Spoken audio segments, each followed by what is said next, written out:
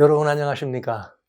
예언의 파노라마가 이제 또 그 심도를 깊이 해서 또 여러 많은 사람들에게 함께 우리들이 공유하고 여러 사람들과 함께 마음과 생각을 깊이 해야 될 그런 시간으로 젖어들고 있습니다. 이제 오늘은 대재앙의 서막 네 번째 시간, 코로나보다 더 센 팬데믹에 감염된 미국이라고 하는 이런 이 타이틀을 가지고 여러분들을 좀 만나뵈려고 합니다. 미국은 지금 사단의 망령, 사회주의 꽃이 피고 있다라고 하는 제목으로 여러분들에게 함께 이 시간을 깊이 생각해 보고자 합니다.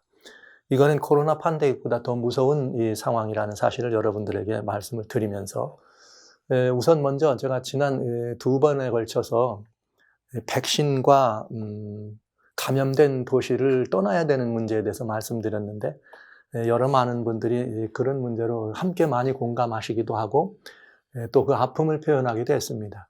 그러나 여러분 미리 말씀드렸던 것처럼 그리스도인은 무릇 사단의 괴계가, 사단의 도모가 무엇인지를 알아야 합니다. 사단이 가장 두려워하는 것은 이 땅에서 교회일 수밖에 없습니다. 그렇기 때문에 어떻게든 이 교회를 사단은 망가뜨리고 분열시키기를 원합니다. 어떤 요소든지 있기만 하면 분열하기를 원하는 것이 사단의 뜻이라는 사실을 여러분 기억하시면서 백신에 대해서 여러분들에게 말씀을 드렸습니다만 백신이 아직도 그 안정성이 100%가 아니라고는 그런 공식적으로도 100%가 아닌 그런 상황임에도 불구하고 여러 가지 연유로 말미암아 백신을 맞을 수밖에 없는 사람들이 있습니다. 우리 그 일반인들만 아니라 이 그리스도인 교회 안에서도 그래서 여러분 백신을 맞는 것도 그럼에도 불구하고 맞는 것도 믿음으로 그래서 이 보장된 사회활동 안에서 더 강력한 하나님의 역사를 섬길 수 있는 그 일을 진행하는 것도 믿음으로 해야 될 것이다. 그래서 맞아도 여러분 백신을 맞는다고 해도 서로 정죄하지 말고 그를 도울 필요가 있다는 사실을 말씀드립니다. 그런가 하면 여러분 백신을 맞지 않는 사람들에 대해서 백신을 맞지 않는 사람들은 곧 그에 대한 대가를 지불할 거라. 이건 미국의 대통령도 그렇게 말을 하네요. 이런 상황입니다. 그러면서 만약에 백신을 맞지 않는다면 그들은 보호받지 못할 것이다. 이런 얘기를 하고 있습니다. 그러면 이런 상황에서 백신을 맞지 않는다고 하는 것은 굉장히 위험한 일이죠. 그럼에도 개인적인 이 건강의 문제나 아니면 또 그것이 영적인 나름대로의 이런 문제를 가지고 백신을 거부한다. 그러면 그 안 맞는 것도 믿음이다. 그러니까 안 맞아도 정죄하지 말고 믿음을 도와드려야 합니다. 그러니까 여러분 맞는이나 안 맞는이나 하나님의 몸된 교회 안에서는 다 이것이 이 사단을 경배하는 일이거나 아니면 또 하나님을 경배하는 일에 방해가 되는 일은 아니지만 신앙으로 연결짓지 않더라도 또 지어서도 안 될 것이에요. 믿음으로 이 어떤 일을 경영할 때 그리스도인의 삶이란 믿음으로 하는 것이기 때문에 서로 맞았다 안 맞았다 정죄하지 말고 또 이렇게 기피하지 말고 요즘 어른들이 백신 안 맞는다고 안 맞으면 젊은이들 아예 손주보러 못 갑니다. 이런 현상들이 우리 주변에 있어요. 그리고 또 가족들 가운데 백신 안 맞았다고 이렇게 이 소위 말하는 왕따 당하는 이런 경우에 얘기를 들으면서 참 마음이 아픕니다. 사랑하신 성도 여러분, 우리는 그리스도인의 아름다운 덕을 실천해야 합니다.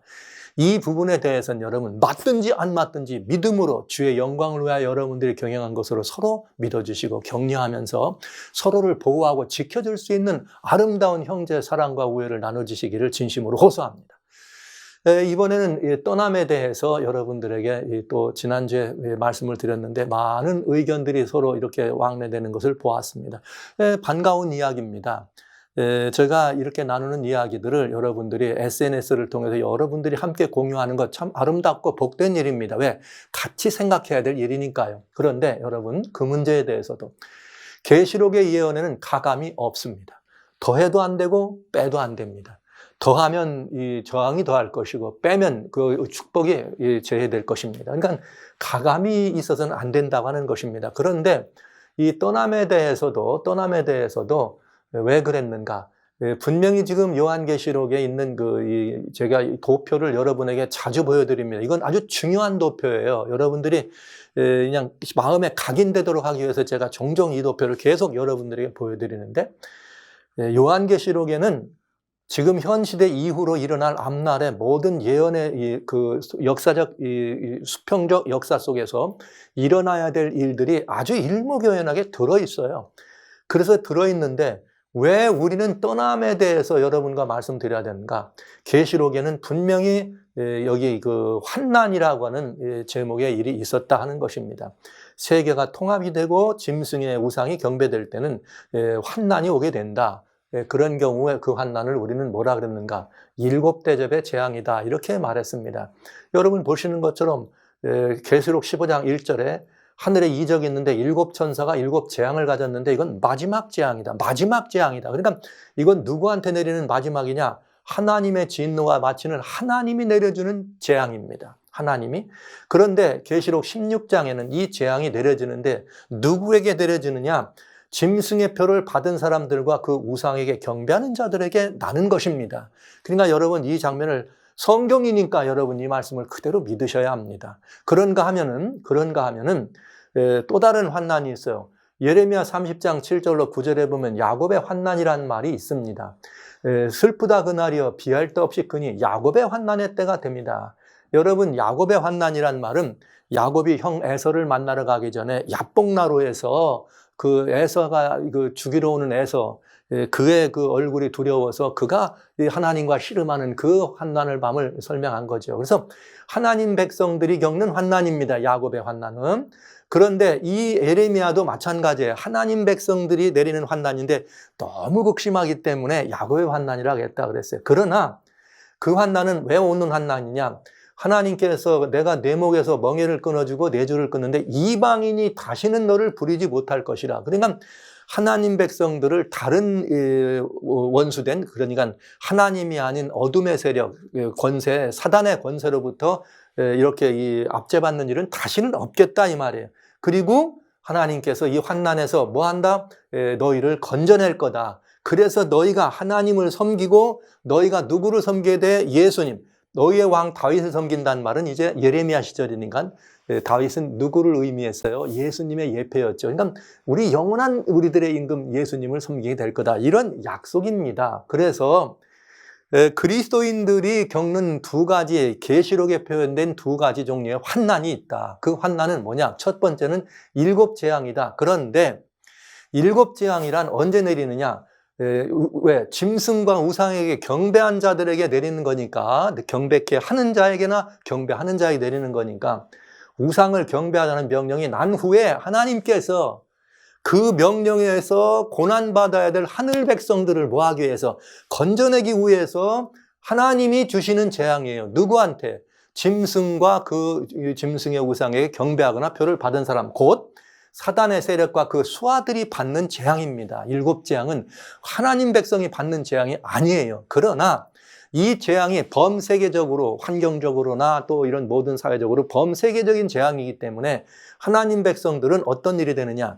재앙에서 이탈된 사단이나 그 수하들로부터 뭐가 되는 거예요? 질투의 대상이 되겠죠. 그러니까 여러분 사고 파는 일을 못한다든가 또 여러 가지 그런 그 사회적 활동이 보장되지 않는 데서 활동하는 것은 굉장히 어렵죠. 그럴 뿐만 아니라 이 재앙이 막 내릴 때는 어떻게 됩니까? 저 사람들은 재앙 왜 내리지 않을까? 이렇게 해서 그들을 향한 어둠의 세력들의 빗발치는 그런 그 분노한 이런 일이 있지 않겠어요? 그래서 그리스도인의 삶은 불편합니다. 상당히 불편할 것입니다. 여러분 기억하세요. 7재앙 가운데 세 번째 재앙이 물들의 군원이 피로 변합니다. 이 말을 쉬운 말로 설명드리면 어느 날 아침에 수도꼭지를 열었더니 거기서 뭐가 나온다는 말이에요. 핏물이 나온다 이 말이에요. 온통 천지가 난리가 나겠죠. 그렇지 않겠어요? 그러나 누구는 틀었는데 빨간물이 안 나와? 하나님의 사람, 짐승의 우상에 경배하지 않고 그 표를 받지 않은 사람들의 물에서는 뭐가 나와요? 맑은 물이 나온다. 그러면 여러분 어떻게 될 것 같아요? 이웃집 사람들이 난리 나서 샤워하려고 물을 트니 시뻘건 물이 나왔다. 난리 안 나겠어요? 그런데 저 집은 괜찮다. 그럼 무슨 일이 벌어질 것 같아요? 여러분 상상에 맡기겠습니다.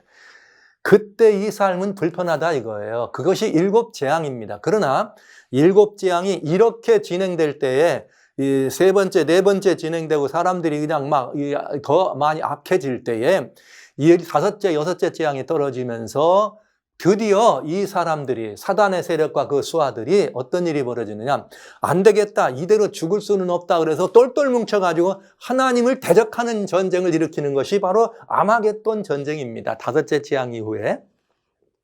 그러니까 이 아마겟돈 전쟁은 하나님을 대적하는데, 이 땅에서 하나님을 대적하는 방법은 하나님의 백성들을 어떻게 하는 거예요? 완전히 도멸하려고 하는 것이, 대적하는 것이 되겠죠. 그래서 이 야곱의 환난은, 일곱 재앙은 하나님이 주시는 거지만 이 야곱의 환난은 사단과 그 수하들이 하나님을 대적하기 위해서 지낸 아마겟돈 전쟁이 가져다주는 환난입니다. 그렇기 때문에 이 근원은 사단의 대적이 주는 것이에요. 그러니까 이것은 아마겟돈의 의미와 관계에 있어요. 아마겟돈의 의미는 양방향인데, 하나님은 하나님을 대적하는 것이요, 마지막으로 하나님이 재앙을 내리니까 도저히 못 견디니까, 그리고 그 하나님을 아는 백성들을 어떻게 하는 거예요? 완전히 없애버리는 것이 곧 하나님을 대한 재앙이기 때문에. 그래서 야곱의 환난이라, 하나님 백성들이 겪는 환난이다. 그러나 대상은 하나님의 겪는 백년인데 뭐는 없다? 순교는 없다. 왜냐? 하나님께서 당신의 백성들을 그 안에서 보호해야 안 되겠어요. 그래서 순교는 없다. 결과는 왜냐? 아까 야곱의 환난 때 하나님이 직접 그들을 건지겠다고 하셨잖아요. 그것처럼, 그래서 야곱의 환난이라는 표현을 쓴 거예요. 아마겟돈 전쟁이라는 건 사단이 하나님을 대상으로 일으키는 것이지만, 여러분, 사단이 피조물입니다. 하나님 눈 한번 찔끔하면 사라지는 거죠. 그러니까 여러분, 이런 일이 엄청난 극심한 그런 모습으로 다가오긴 하지만 두려워하진 마세요. 그건 하나님이 그 모든 싸움에 직접 개입하시기 때문입니다. 그 결과는 예수님이 오시는 거죠. 그리고 주님의 통치가 시작되는 것이죠. 자, 그러면 여러분, 이 모든 것들을 보시면 금방 이해하실 수 있어요. 이것이, 이 이유를 분명히 아셔야 된다 이거죠. 일곱 재앙은 하나님이 내리는 재앙이다. 야곱의 환난은 하나님이 주시는 게 아니고 사단의 세력이 믿는 사람들을 내리는 재앙이다.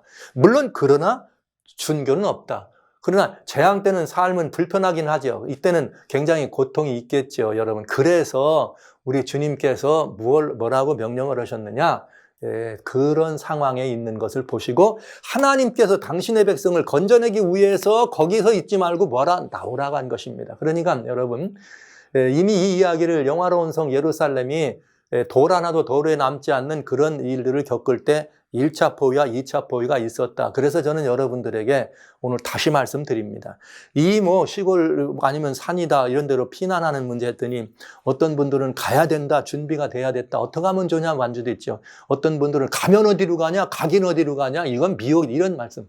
여러분, 제 얘기가 아닙니다. 선택인가 필수인가? 여러분 한번 따져보십시오. 예수님께서 뭐라고 하셨느냐? 예수님이 직접 그때에 짐승의 우상에게 경배하거나 이런 우상에 설 때에 유대에 있는 자들은 산으로 도망하라. 산으로. 예수님이 직접 피하라고 하셨어요. 왜 그런가? 그 이유는 이랬습니다. 심지어 도망하는 일이 겨울이라 안식일이 되지 않도록 기도하라. 유대인들에게는 이건 상당히 중요한 의미였죠. 겨울이 되면은 어려우니까 그렇게 되지 않도록 기도하라 이 말이에요. 이때는 이미 예수님 오실 때니까 이때도 여전히 뭐가 있어요? 안식일도 되지 말게 기도하라. 그렇게 얘기하는 것이, 왜냐? 그때는 큰 환난이 있는데 창세로부터 지금까지 이런 환난이 없었고 후에도 없었다. 그러니까 우리들의 인간의 연약함을 아시는 주님께서 우리가 그 환난이나 그 재앙 가운데 그대로 있으면 견디지 못하는 걸 아시고 하나님께서 미리 나오라고 말씀하신 거예요. 그래서 또 그 예수님이, 이 예수님, 이 땅에 계실 때 그런 말씀, 도망하라, 유대에 있는 사람은 산으로 가라고 하신 그 예수님이 요한계시록이 직접 예수님의 계시 아닙니까? 거기서 직접 뭐라 하겠느냐? 내가 들으니 하늘로서 다른 음성이 나서 가로되 내 백성아, 어디에요? 계시록 18장 4절에 내 백성아, 너희는 거기서 나와서 그의 죄에 참여하지 말고 거기에 머물러 있으면, 그 죄악의 도성에 머물러 있으면 그 죄악에 나도 모르게 어떻게 될 수 있어요? 참여될 수가 있어요. 그럴 때 거기다 하나님이 재앙을 내려야 되니까 그 재앙을 내릴 때 그의 받을 재앙을 받지 말라. 이 말은 무슨 말인가? 하나님이 죄와 죄의 그런 모든 것들에게 재앙을 주고 하나님의 심판의 그걸 내려주실 때 죄는 어디에 머물러요? 죄가 어디에 머무릅니까? 우주 공간에 다닙니까? 사람들의 마음속에 머무릅니다. 그래서 이 재앙이 사람들의 마음에 머물러 있기 때문에 결국은 하나님이 재앙을 주시면 누가 이 재앙을 받는 거예요? 만민이 그 재앙을 받는 것이죠. 그 만민이 재앙을 받는 속에 누가 있어요? 하나님을 아는 백성이 있으면 안 되니까 어떡하라는 거예요? 거기서 나오라고 하는, 내 백성아 너희는 거기서 나와서 그 재앙들을 받지 말라. 이건 하나님, 예수님의 직접적인 명령입니다. 단언하게 말씀드립니다. 우리가 이러니까 이 마지막 상황에서 그런 시대적 상황이 짐승의 우상에 서느냐 안 서느냐 이런 것들을 바라볼 때는 반드시 예수님의 명령대로 나와야 된다 이거죠. 이거는 선택사항이 아니고 필수입니다. 그러니까 이 떠남은 필수라는 말은 한 사람 박용호라고 하는 사람의 얘기가 아니고 예수님 우리 구주, 여러분이 신명을 바치고 목숨을 다하여 모든 정성을 다해 섬기는 그 예수님이 여러분의 주가 나오라 얘기했어요. 그러면 이거는 뭐예요? 선택이 아니고 필수다. 나갈까 말까를 결정하지 말고. 왜냐? 주님이 거기를 심판하고 거기에 재앙을 떨어뜨릴 때 거기에 있으면 안 되니까 나오라고 한 거예요. 소돔성을 무너뜨릴 때 유황불로 태우는데 누가 있어요? 롯이 있으면 안 되니까 롯을 건져 나오라고 한 것입니다. 여러분, 그냥 롯이 있으면 안 되기 때문에 그런 것이에요. 이제 여러분, 일곱 재앙과 야곱의 환난, 즉 아마겟돈 때 오는 환난이 왜 우리들에게는 피해야 되고 나와야 되는지 여러분 분명하지 않습니까? 우리를 향해서 재앙을 내려지기 때문에가 아니라 그 재앙이 이 죄와 속한 그 모든 악을 근절하기 위한 하나님의 심판의 재앙이기 때문에 거기에서 함께 재앙을 받으면 안 되니까 나오라고 한 것입니다. 네, 그리스도인의 떠남은 선택사항이 아니고 필수입니다. 그러니까 제가 지난 시간에 어디로 갈까? 이런 부분에서 잘 말씀드려놨으니까 한번 더 들으세요. 그러면 거기 답이 있습니다. 굉장히 중요한 답을 제가 거기에 말씀드렸으니까 여러분 그걸 보시고 이것은 제 얘기가 아니에요. 저의 어떤 그런 시대를 바라보는 그 한 목사의 아픔이 아니라 주님이 직접 우리들에게 주신 말씀이란 사실을 여러분들에게 말씀 주십니다. 이렇게 말씀드리면서 지난 시간의 이야기를 정리하고요. 그러면 저는 오늘 아픈 마음으로 여러분들과 같이 이 사실을 좀 살펴보려고 그래요. 참 그리스도인은 누구일까 하는 것입니다. 그리스도인은 성경을 아는 사람입니까? 아니면 성경의 말씀을 믿고 순종하는 사람이라고 봅니까? 성경을 아는 것은 하나님을 안 믿어도 예수님을 안 믿어도 대학에 가면 강당에서 명강의를 하는 교수님들은 사마리아 사람 비유를 얘기하든지 얼마든지 성경을 예로 들면서 설명합니다. 그러나 그가 하나님을 아는 사람은 아닐 수 있습니다. 그러니까 아는 것이 아니라 믿고 순종하는 것이 참 그리스도인이라는 걸 알 수 있어요. 그러면 여러분, 예수님의 십자가 이후 여러분 우리가 가지고 있는 이 성경은 대부분 이 3927 신구약, 구약과 신약으로 되어 있는데 대부분 구약 이스라엘 백성들에 관한 이야기가 많이 들어있어요. 그 다음에 신약에 관해서는 27장이 들어있어도 이렇게 믿는 사람들의 기독이 무엇인가, 그리스도인이 무엇인가를 설명해 주는 걸로 대부분 되어 있습니다. 그런데 십자가 이후 지금까지 2000년 동안 하나님은 침묵하실까요? 여러분 어떻게 생각하세요? 하나님은 구약 당시는 이스라엘 백성, 너 애굽의 포로 400년 있을 거야. 너 바벨론 가면 70년 있을 거야. 앞으로 70일에 즉 490년대에 예수님 메시아 오실 거야. 이렇게 모든 것들을 일정까지 정확하게 시간까지 말씀하신 그 주님. 노아에게는 120년 할 거야. 그랬더니 진짜 홍수가 노아 600세대 전에 그해 2월 17일 날짜까지 맞춰주면서 그렇게 말씀하신 그 하나님이 구약 백성들에게는 그렇게 자세하게 하시더니 예수님 십자가 이후에 사도시대가 지난 다음에 약 2000년 동안은 침묵하실까요? 우리들에 대해서? 여러분 어떻게 생각하세요? 그렇지 않을 것 아닙니까? 왜요? 구약시대 백성들보다 신약 백성들은 고난이 없습니까? 구약 백성들이 애굽에 놓일 때, 바벨론에 끌려갔을 때, 아니면 로마 시대에 이런 학정이 있을 때 많은 사람들이 이렇게 이 죽음을 당한 건 사실입니다. 그러나 여러분, 신약 예수님을 영접할 때 이제 복음을 인해서 예수님을 영접한 사람들, 사자굴에 던져질 정도가 아니라 사자의 밥이 됐습니다. 그냥 사람들이 보는 앞에서. 그 사람들은 검투사 경주장에 던져져서 검투사들의 칼에 의해 창에 의해 갈갈이 찍혀 죽었습니다. 무수히 많은 이 그리스도인들이 화형주에 매달려서 믿음 하나로, 오늘날 우리 같은 성경책도 없는데 그런 믿음 하나로, 오직 예수란 믿음 하나로 그런 고난을 겪었습니다. 그런데 우리 하나님은 그 신약 백성들에게는 예전에는 구약 백 이스라엘을 제사장이라 하더니 신약 백성을 왕 같은 제사장이라고 말씀하신 그 하나님이 신약 백성들의 길에 대해서는 침묵하셨겠느냐 이 말이에요. 아니잖아요. 그런 하나님은 아니시잖아요. 그러면 침묵 안 하고 우리들에게 뭘 주셨습니까? 요한계시록을 주셨습니다. 그렇다면 이 요한계시록은 여러분들에게 어떤 의미가 있습니까? 여러분들이 요한계시록을 인봉된 책이라고 보십니까? 아니면 읽고 듣기고 지켜야 할 책이라고 보십니까? 여러분, 이게 굉장히 중요한 일이에요. 하나님은 이 시대의 백성들을 향해서도 침묵하지 않으셨는데 이 교회는 그래동안 오랫동안 하나님의 말씀 가운데 특별히 요한계시록을 인봉된 책이라 읽지 못하게 했어요. 읽지도 못하고 해석하면 잘못하면 안 된다고 막 어렵다고 두렵다고 보지도 못하게 하고 교회마다 그런 가르침을 가졌다고요. 그런데 정작 요한계시록은 뭐라 그랬는가? 1장 3절에 말씀하시기를 1장 3절에 이 예언의 말씀을 읽는 자, 그 이야기 그걸 듣는 자, 그리고 그 가운데 기록된 것을 지키는 자에겐 복이 있다. 여러분, 읽기만 해도 복이 있고 듣기만 해도 복이 있고 지키기만 해도 복이 있다고 한 책이 요한계시록입니다. 그러면 이 책이 인봉된 책입니까? 열려진 책입니까? 아무라도 읽게 돼 있어요. 듣기만 해도 은혜가 된다고 돼 있다고요. 이거를 못 보게 하고 인봉된 책이라 했다면 그건 뭘까요? 요한계시록이 공개되면 손해를 보는 존재가 있기 때문에 그래요. 왜 그런 일을 하느냐? 사단이 계시록을 보지 못하게 하는 이유는 사단이 요한계시록이 공개될 때 가장 두려워하기 때문에 그렇습니다. 왜?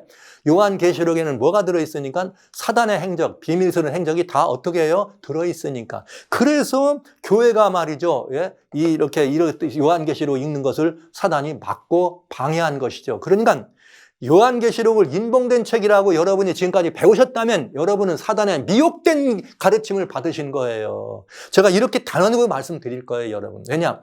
여러분이 어떤 교회든지 아니면 어떤 그 성경 공부를 했는데 요한계시록은 인봉된 책이다 이렇게 말했다면 그건 미혹된 사단의 가르침을 배우고 있는 것입니다. 요한계시록은 1장부터 22장까지 단 한 구절도 이 책을 덮어라 인봉했다고 하지 않습니다. 오히려 요한계시록은 열어지면서 인봉이 열리는 책으로 우리들에게 알려지게 되어 있다는 거죠. 성도 여러분, 요한계시록은 그냥 읽기만 해도 은혜가 되는 책입니다. 그 이유가 있어요. 요한계시록은 이렇게 인봉된 책이 아님에도 불구하고 인봉됐다고 하는 가르침을 여러분이 배우셨다면 그건 여러분들이 사단의 미혹된 가르침을 배웠다는 사실을 솔직히 인정하시기 바랍니다. 그러니까 여러분 이 사단이 이 계시록을 보지 못하게 했는데 그 사단이 못하는 일을 교회가 했다는 거예요. 그 말은 교회가 미혹에 빠졌었다는 얘기죠. 그러니까 여러분 지금까지 우리가 할 일은 뭐냐? 그런 신앙을 듣고 배워왔다면 그건 미혹된 것이기 때문에 우리는 회개해야 하는 것입니다. 오히려 회개할 생각을 하지 않고 계시록을 열면은 계시록에 대해서 그거 인봉된 책인데 함부로 열면 안 된다고 덮으라 그러고 아니면 어떤 다른 인간적인 그런 방법의 어떤 이런 것들로 해석된 거기에 맞춰가지고 그거와 아니면 아니라고 얘기하는 이런 어리석고 이런 참으로 정말 어리석은 그런 우리 말하자면 그리스도인 세계를 바라보면서 양심적 고통을 느끼지 않을 수가 없는 것입니다. 이 계시록의 말씀의 주인이신 예수님이 얼마나 한탄하실까요? 읽으라 그랬는데 인봉됐다 그러고 듣기만 해도 복이 있는다 그랬는데 안 된다 그러고 귀를 들어 듣지도 말라 그러고 이 가운데 기록한 걸 보고 와우 지켜라. 그래서 여러분 도표를 만들어 드린 거예요. 분명하게 예언돼 있다고. 그래서 여러분 예수님이 직접 읽고 듣기만 복이 있다고 하는 이 말씀을 여러분 어떻게 하실 겁니까? 그래도 우리가 그리스도인이면 예수님이 하신 말씀이니까 이 계시록을 계속 읽어보셔야 될 거 아닙니까? 사실 저는 이 제자사역에 오랫동안 제자사역에 아주 중점적인 이런 그 올인을 하며 선교지 사역과 제자사역을 섬긴 사역자입니다. 그래서 제가 제자사역에 이렇게 참여해서 지금도 이 통신에서는 그 온라인 미션으로 제자사역을 합니다만 저희는 늘 숙제를 요한계시록은 한 달에 한 번씩 읽어라 이렇게 했어요. 그 정도로 요한계시록은 읽으면 뭐가 된다? 복이 있다. 7가지 복이 들어있는 책이 요한계시록입니다. 어찌하시겠습니까, 여러분?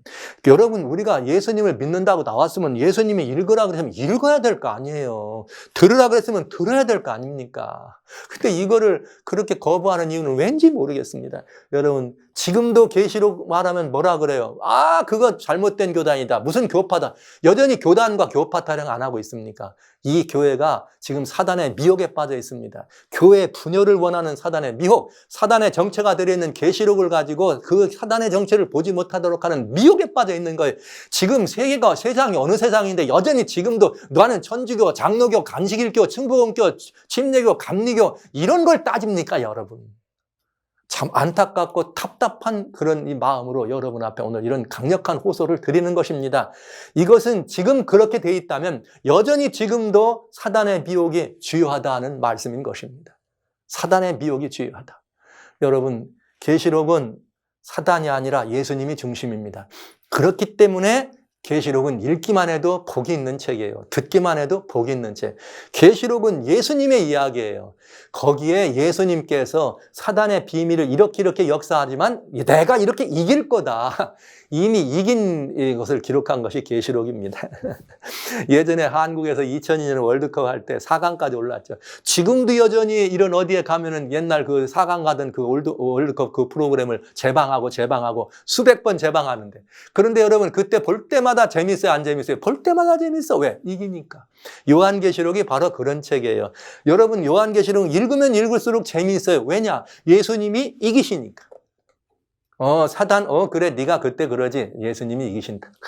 그러나 예수님이 중심이기 또 사단의 그 행적과 그 비밀이 공개되어 있습니다. 그런데 그 비밀 가운데 뭐라고 되어 있느냐? 그 비밀 가운데 요한계시록에는 특별히 전반적으로 구속의 저 우주적 사건부터 마지막 사건까지를 한 챕터에 요약해 놓은 책이 요한계시록 12장이에요. 그래서 22장까지 되어 있는데 요한계시록의 전반부 1장부터 11장까지는 역사 속에서 진행되는 일들이 진행됐다면은 12장에는 그 모든 것들을 저 하늘에서부터 마지막까지를 설명해 주시고 13장부터는 마지막 사건이 어떻게 진행될 것이라는 종말적 예언이 들어있는 것이 계시록입니다.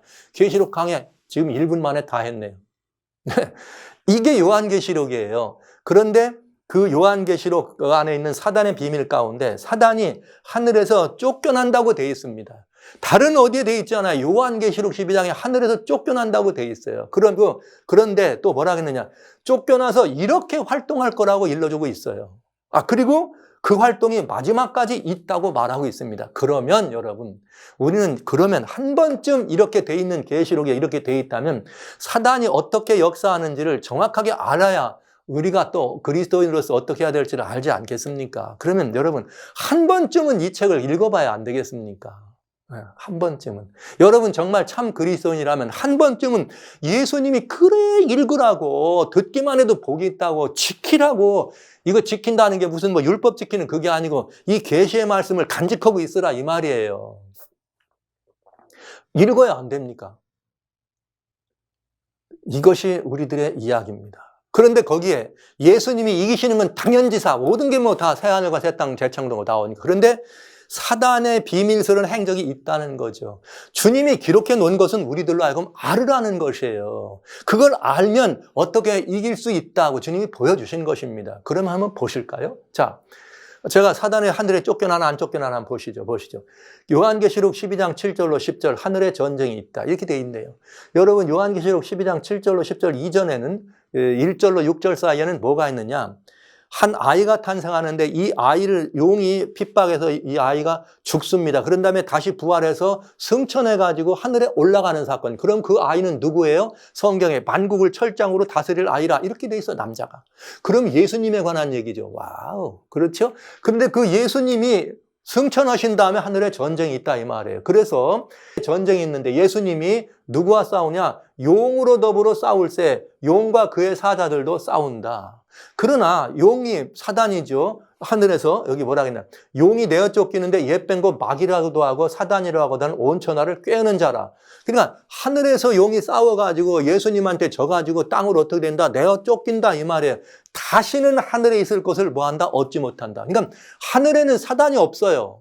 예수님 십자가 이후에. 그러면 이전에는 하늘에 사단이 있었나? 있었죠. 그게 누굽니까? 욥의 얘기. 욥을 동방의 욥을 아느냐 하면서 사단이 이 땅에서 왔다 갔다 하늘까지 가서 하나님 앞에서 뭐 해요? 참소했잖아요. 참소. 욥을 참소. 그러나 이제는 여러분 기뻐해야 합니다. 용이 하늘에서 쫓겨났어요. 쫓겨났기 때문에 다시는 하늘에 있지 못하고 용과 함께한 사자들이 하늘에서 쫓겨납니다. 그래서 이제는 하늘에서 쫓겨났기 때문에 이 말씀 잘 들으세요. 하늘에서 쫓겨났더니 하늘에서 무슨 음성이 들려? 이제부터는 우리 하나님의 구원과 능력과 나라와 그의 그리스도의 권세가 이루었느니라. 할렐루야. 하늘에서 사단이 쫓겨남으로 말미암아서 이제는 완전히 예수 그리스도의 은혜로 말미암는 하나님의 구원과 능력과 나라와 또 그의 권세가, 그의 그리스도의 권세가 어였느니라? 이루었느니라. 예수님의 십자가에서 다 이루었다고 하신 그 말씀이 이렇게 짝꿍이 되는 걸 볼 수 있잖아요. 그래서 사단이 쫓겨났는데 여기 사단의 정체가 두 가지가 기록되어 있어요. 하나는 여기는 뭐냐? 원래 용은 미혹하는 자예요. 꿰는 자, 온천하를. 그래서 하늘 천사도 어떡합니까? 자기가 삼분지를 갖다 꿰서 자기 편을 만든 것입니다. 그런데 여러분 또 용이 하는 일은 뭐냐? 참소하던 일이에요. 그는 뭘 했느냐? 하늘에 있을 때 우리 형제들을 밤낮 참소했어요. 우리 형제들을 하나님 앞에서 밤낮 참소. 그래 욥도 참소했던 것이 바로 그 말입니다. 그런데 이 참소하던 자가 하늘에서 쫓겨나. 참소란 말은 고소한다는 거죠. 그러니까 하늘에는 누구한테 누가 누구를 참소합니까? 높은 사람이 있을 때 그 더 높은 사람에게 그 높은 사람을 참소하는 거지, 나보다 이 부하, 나보다 아랫사람을 내가 높은 사람에게 참소하지 않잖아요. 내가 벌 주면 그만이지. 그래요 안 그래요? 그렇잖아요. 그러니까 하늘에서 이렇게 사단이 참소했다는 말은 하나님에게 참소합니다. 그런데 이제 하늘에서 쫓겨나. 그러면 이제 이 땅에 와가지고 세상의 모든 권세를 지가 마음대로 주장한다면 이제는 참소하는 일을 하지 못하죠. 뭐만 남아요? 미혹하는 일만 남죠. 그래서 사단은 이제는 뭐 하는 존재냐? 참소하지 못하고 미혹하는 일로만 이 세상을 정복할 수 있는 것입니다. 그렇게 하늘에서 쫓겨난 거예요. 그래서 요한계시록 12장에는 하늘은 기뻐하고 땅에는 화 있겠다고 하신 것입니다. 이 놀라운 이야기입니다. 그런데 그렇게 용이 쫓겨났어요. 그리고 이제 요한계시록의 내용은 가감이 없는 이런 내용을 여러분 보시면서 그 쫓겨난 이야기를 보시면서 이제 마지막 때 어떻게 되는지 한번 보시겠습니다. 이 마지막 때에도 이렇게 저는 여러분들에게 이 도표를 주면서 이 재앙이 있다 이런 말씀을 드렸습니다. 재앙이 있는데 아까 말씀드린 것처럼 7재앙이 있고 7재앙 가운데 5번째에서 6번째 재앙 때 무슨 일이 벌어지느냐? 짐승의 보좌가 망합니다. 그게 계시록 17장이야. 연결돼 있어요. 음녀 바벨론이 멸망합니다. 계시록 18장에 관한 이야기입니다. 그런데 이 17장과 18장은 음녀여 바벨론이고 짐승인간 거짓 종교예요. 거짓 종교에 종말이 들어있어요. 그런데 여기 계시록 16장 5번째 재앙 때 끝나고 6번째 재앙 때 미혹의 영이죠. 거짓 미혹하는 영이라 그랬어요. 개구리같이 더러운 새 영이 나옵니다. 사단의 영이죠. 세계의 모든 왕들을 모읍니다. 왕들을 모아서 어디로? 아마겟돈이라고 하는 전쟁을 일으키게 되는 것입니다. 그러면 여러분 다시 한번 말씀드리지만 사단은 언제까지 자기의 일을 한다고요? 우리가 지금까지 본 것은 앞에 나와 있는 계시록 13장과 여기 15장 이후에 나오는 환난이 다가오기 직전까지 얘기를 했다면 오늘 이 시간에는 계시록이 이렇게 되어 있어요. 7재앙이라는 환난 중에도 사단이 이런 역사가 있기 때문에 이게 무엇을 의미하는지를 알아야 안 되느냐 이 말이죠. 이 사실을 여러분들에게 한번 말씀드리려고 합니다. 요한계시록에는 굉장히 두려운 이야기가 있어요. 그건 뭐냐? 또 이런 얘기죠. 승리의 책이지만 사단의 비밀을 보면 굉장히 섬찟한 얘기가 있다 이 말이죠. 계시록 17장에는 무저갱에서 올라온 짐승에 관한 이야기가 나와요. 무저갱에서 올라온 짐승, 7머리 10뿔을 가진 붉은빛 짐승입니다. 성경은 이렇게 되어 있네요. 계시록 10장에 7대접을 가진 7천사 중 하나가 내게 와야 말했다. 그러니까 이 기간은 무슨 기간이에요? 7대접을 가진 7천사니까 7재앙이 내리는 기간이죠. 그때에 많은 무리에 앉은 음녀가 받을 심판이 있다. 음녀. 그런데 이 음녀라고 하는 이 이름은 뭐냐면 그 이 음녀는 뭐냐? 비밀인데 큰 바벨론이라. 즉, 이 음녀는 큰 바벨론이라. 즉, 하나님을 대적하는 존재였다. 이런 말이죠. 제가 지난 전전 시간에 바벨론에 관한 이야기 했어요. 그러니까 바벨론이라고 말했으니까 그건 거짓 종교다. 이렇게 얘기하면 돼요. 타락한 이 교회죠. 땅의 음녀들, 그러니까 음녀니까 타락한 교회, 타락한 교회와 가증한 것들의 어미다. 이렇게 했는데 이 음녀가 뭘 타고 앉았느냐? 이걸 타고 있어요. 잘 보시면. 성령으로 나를 데리고 광야로 가니라. 잘 기억해 두셔야 돼요. 광야로 가니라. 그런데 거기에 여자가 붉은빛 짐승을 탔는데 그 짐승이 어떻게 되느냐? 몸에 참남된 이름이 가득하고 7머리 10뿔이 있더라. 이렇게 나오네요. 짐승에 관한 얘기예요. 이상한 짐승. 그런데 이 7머리 10뿔을 가진 짐승의 비밀을 내게 일러줄 게다. 그런데 이 비밀은 무슨 비밀이냐? 내가 본 짐승은 전에 있다가 시방 없으나 장차 무저갱으로부터 올라와 멸망으로 들어갈 자다. 그러니까 마지막 아마겟돈을 일으킬 이야기를 지금 하는 거예요. 이 짐승이 무적행으로부터 올라와서 마지막 멸망에 들어간다. 그러니까 마지막으로 멸망당할 존재다 이 말이죠. 그럼 마지막 멸망은 누구겠어요? 선악의 대쟁투에서 하나님을 대적한 존재가 사단인데, 그러면 이 죄를 진멸하고 어둠의 세력을 진멸한다면 맨 마지막에 누가 당해야 돼? 사단이 당해야 되겠죠? 그러니까 이건 뭐 말할 것도 없이 이 사단의 이 대리자인 것을 알 수가 있죠. 그런데 사람들은 어떻게 할 거냐? 이 사람들은 하나님 창세 이후로 생명책에 농명되지 못한 사람은 누구예요? 예수님을 안 믿는 사람들이죠. 그 사람들은 이 짐승을 보고 기억이 여기더라. 그럴 수가 있어? 참 희한한 일일세. 이렇게. 왜 그런가? 이유가 있겠죠. 자, 여기 전에 있다가 지금 없어진 짐승은 뭐냐? 8째 왕인데 7 중에 속한 자라. 저가 멸망으로 들어간다. 그러니까 역사 속에서 마지막으로 멸망돼야 될 8째 왕이다. 혹은 8째 나라, 가장 강력한 대제국이 되겠습니다. 그러면 7째, 요 앞에 있는 7째는 뭐냐? 7왕인데 5은 망하고 하나는 있고 아직 이르지 않은 이 7은 잠깐 동안, 7번째라고 하는 나라 왕의 시대는 잠깐 동안 지속될 거다. 이런 이야기가 요한계시록에 있어요. 여러분 내용이 좀 어려운 것 같지요? 어렵지 않습니다. 그냥 말씀 따라가시면 됩니다. 성경은 성경으로 해석하니까요. 다 어디서 나왔어요? 무적행에서 올라온대요. 근데 이 무적행에서 올라온 짐승이 어떻게 되냐? 7머리 10뿔을 가진 짐승입니다. 요한계시록에는 여러분 7머리 10뿔 가진 짐승이 3번 등장합니다. 첫째는 계시록 12장에 나오는데 7머리 10뿔 가진 용입니다. 그는 용이라고 되어 있어요. 모양이 들어있어요. 머리에 면류관을 썼습니다. 두 번째는 요한계시록 13장에 나오는 짐승이 이따 좀 보겠습니다만 거기는 7머리 10뿔 가진 짐승입니다. 뿔에 면류관이 있습니다. 세 번째 짐승은 요한계시록 17장에 나오는데 아까 건 13장에 나오는 1절에 나오는 짐승이라면 이거는 17장에 나오는 이 짐승은 7머리 10뿔을 가진 짐승이에요. 그런데 뭘 닮았는지 모양이 없습니다. 이렇게 해서 무적행에서 올라옵니다. 그럼 이제 우리 무적행에서 오는 걸 따져보면 돼요. 무적행에서 올라오는 게 뭐냐.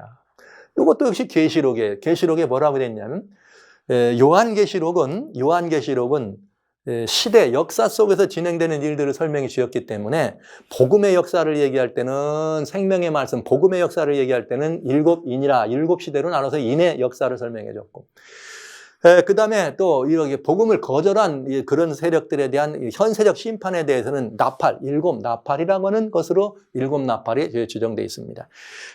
여기 마지막 7째 나팔이 마지막 종말적 심판이기 때문에 7째 나팔이 벌어지면서 계시록 13장 이후의 사건이 벌어지는 것을 알 수가 있게 되겠고요.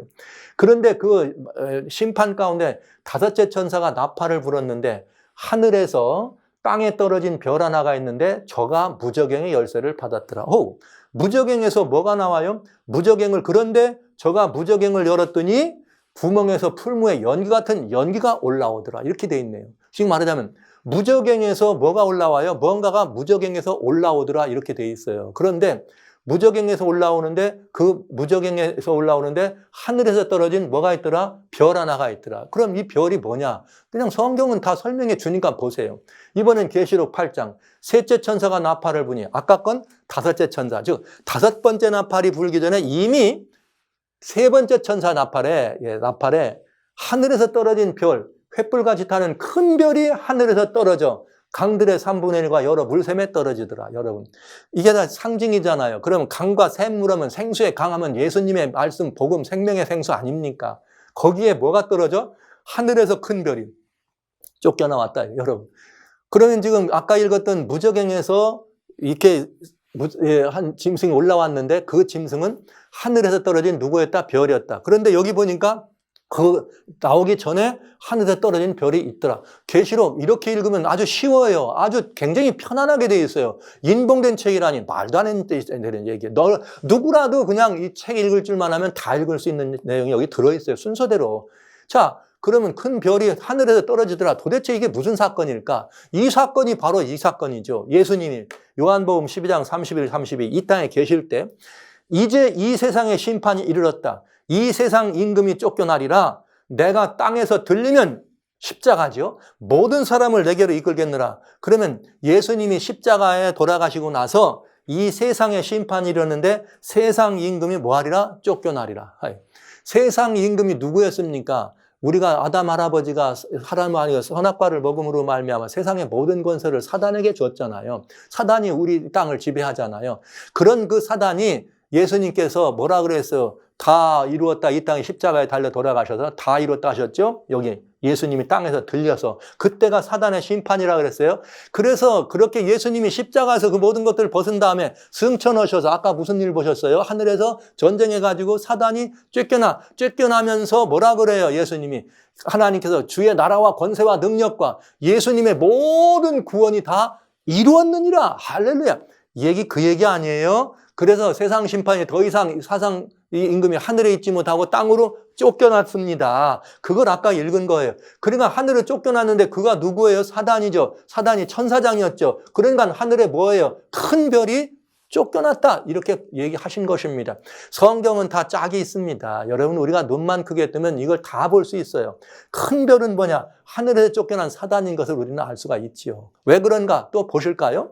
다시 돌아갑니다. 다섯째 나팔을 들었더니 하늘에서 땅에 떨어진 별 하나가 무저갱의 열쇠를 가지고 오더라. 이제 무저갱이니까 왜? 아까 계시록 17장에 무저갱에서 올라온 짐승이라 했으니까 무저갱을 찾는 것입니다.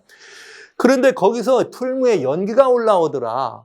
뭐가 올라오는데 연기가 올라와. 이거 연기는 뭐가 없어요? 형상, 모양이 없잖아요. 모양은 없지만 이것이 그냥 막 뭐가 되냐면 땅 위에 이렇게 전갈의 권세 같은 전갈의 권세를 같은 것들을 권세받고 연기로 올라와서 해와 공기가 어두워지고 이렇게. 여러분, 해와 공기가 어두워지고 이 말은 무슨 말이에요? 이 성경에 해는 누구를 상징하느냐? 의의 태양 되시는 예수님을 의미해요. 그럼 공기는 뭐예요? 그냥 마치 예수 그리스도와 그의 생명의 은혜, 생명의 능력, 생명의 권세 먹지 않으면 죽으니까. 그래서 무저갱의 연기가 올라와서 누구를 대적하는 거예요? 예수님과 예수님의 은혜의 이런 복음을 완전히 거절하고 해악을 끼치는 것을 보잖아요. 형상이 없는 연기는 뭐냐? 그래서 영이나 혹은 사상이다. 연기니까. 해와 공기 즉 생명의 주이신 예수님과 그 복음이 흐려지는 것을 말합니다. 제가 이 비밀의 문 요한계시록이라고 하는 것을 여러분이 영상에 올려놔 있습니다. 비밀의 문 요한계시록에 보시면 특별히 9장 다루는 9-1이라부터 8장이라는 보면 이 무저갱과 사단의 이게 나팔에 대해서 자세히 설명해 드렸으니까 한번 보고 오시면 좋을 것 같아요. 그러나 이거 어렵지 않습니다. 그냥 나가시면 돼요. 보세요. 그 무저갱에서 올라온 연기인데 연기가 하는 짓이 뭐냐? 전갈과 같고 꼬는 살이 있어서 사람들을 해하는 권세가 있더라. 그런데 그 무저갱에서 올라온 그 무저갱의 사자는 이름이 저희에게 임금이 있는데 임금에서 연기가 말하는 거죠. 무저갱의 사자라. 히브리음으로 이름은 아바돈이요 헬라 이름으로 아볼론이라 하더라. 이 말씀을 자세히 보시면 잠언 15장 12절과 잠언 20장 21절에 음부와 유명이라 그랬어요. 여기 말한 아바돈은 유명을 말해요. 음부는 여러분 말하는 대로 그냥 그 어둠의 이 지옥이 같이 이게 깜깜한 곳이라면 유명은 아바돈, 즉 사망의 자리다. 그럼 여러분 누구를 말하는 거예요? 사단이 분명하죠. 무저갱의 사자는 누구예요? 사단입니다. 그러면 이제 남은 것은 무저갱으로부터 이게 올라왔는데 이 무저갱으로 올라오는 연기는 그럼 언제 올라오느냐? 이것만 보면 답이 간단해지네요. 무저갱에서 올라오는 연기는 언제 올라오느냐? 이 너무 답이 간단해져. 보시면 이렇게 돼 있어요. 언제라는 걸 알기 위해서 보십니다. 계시록 11장에 보면은 이렇게 이 성전 마당에서 경배하는 자들을 청령하는 사건이 벌어져. 그런데 성전 방마당은 이방인들에게 유린됩니다. 근데 그가 거룩한 성은 42달 동안 짓밟습니다. 42달.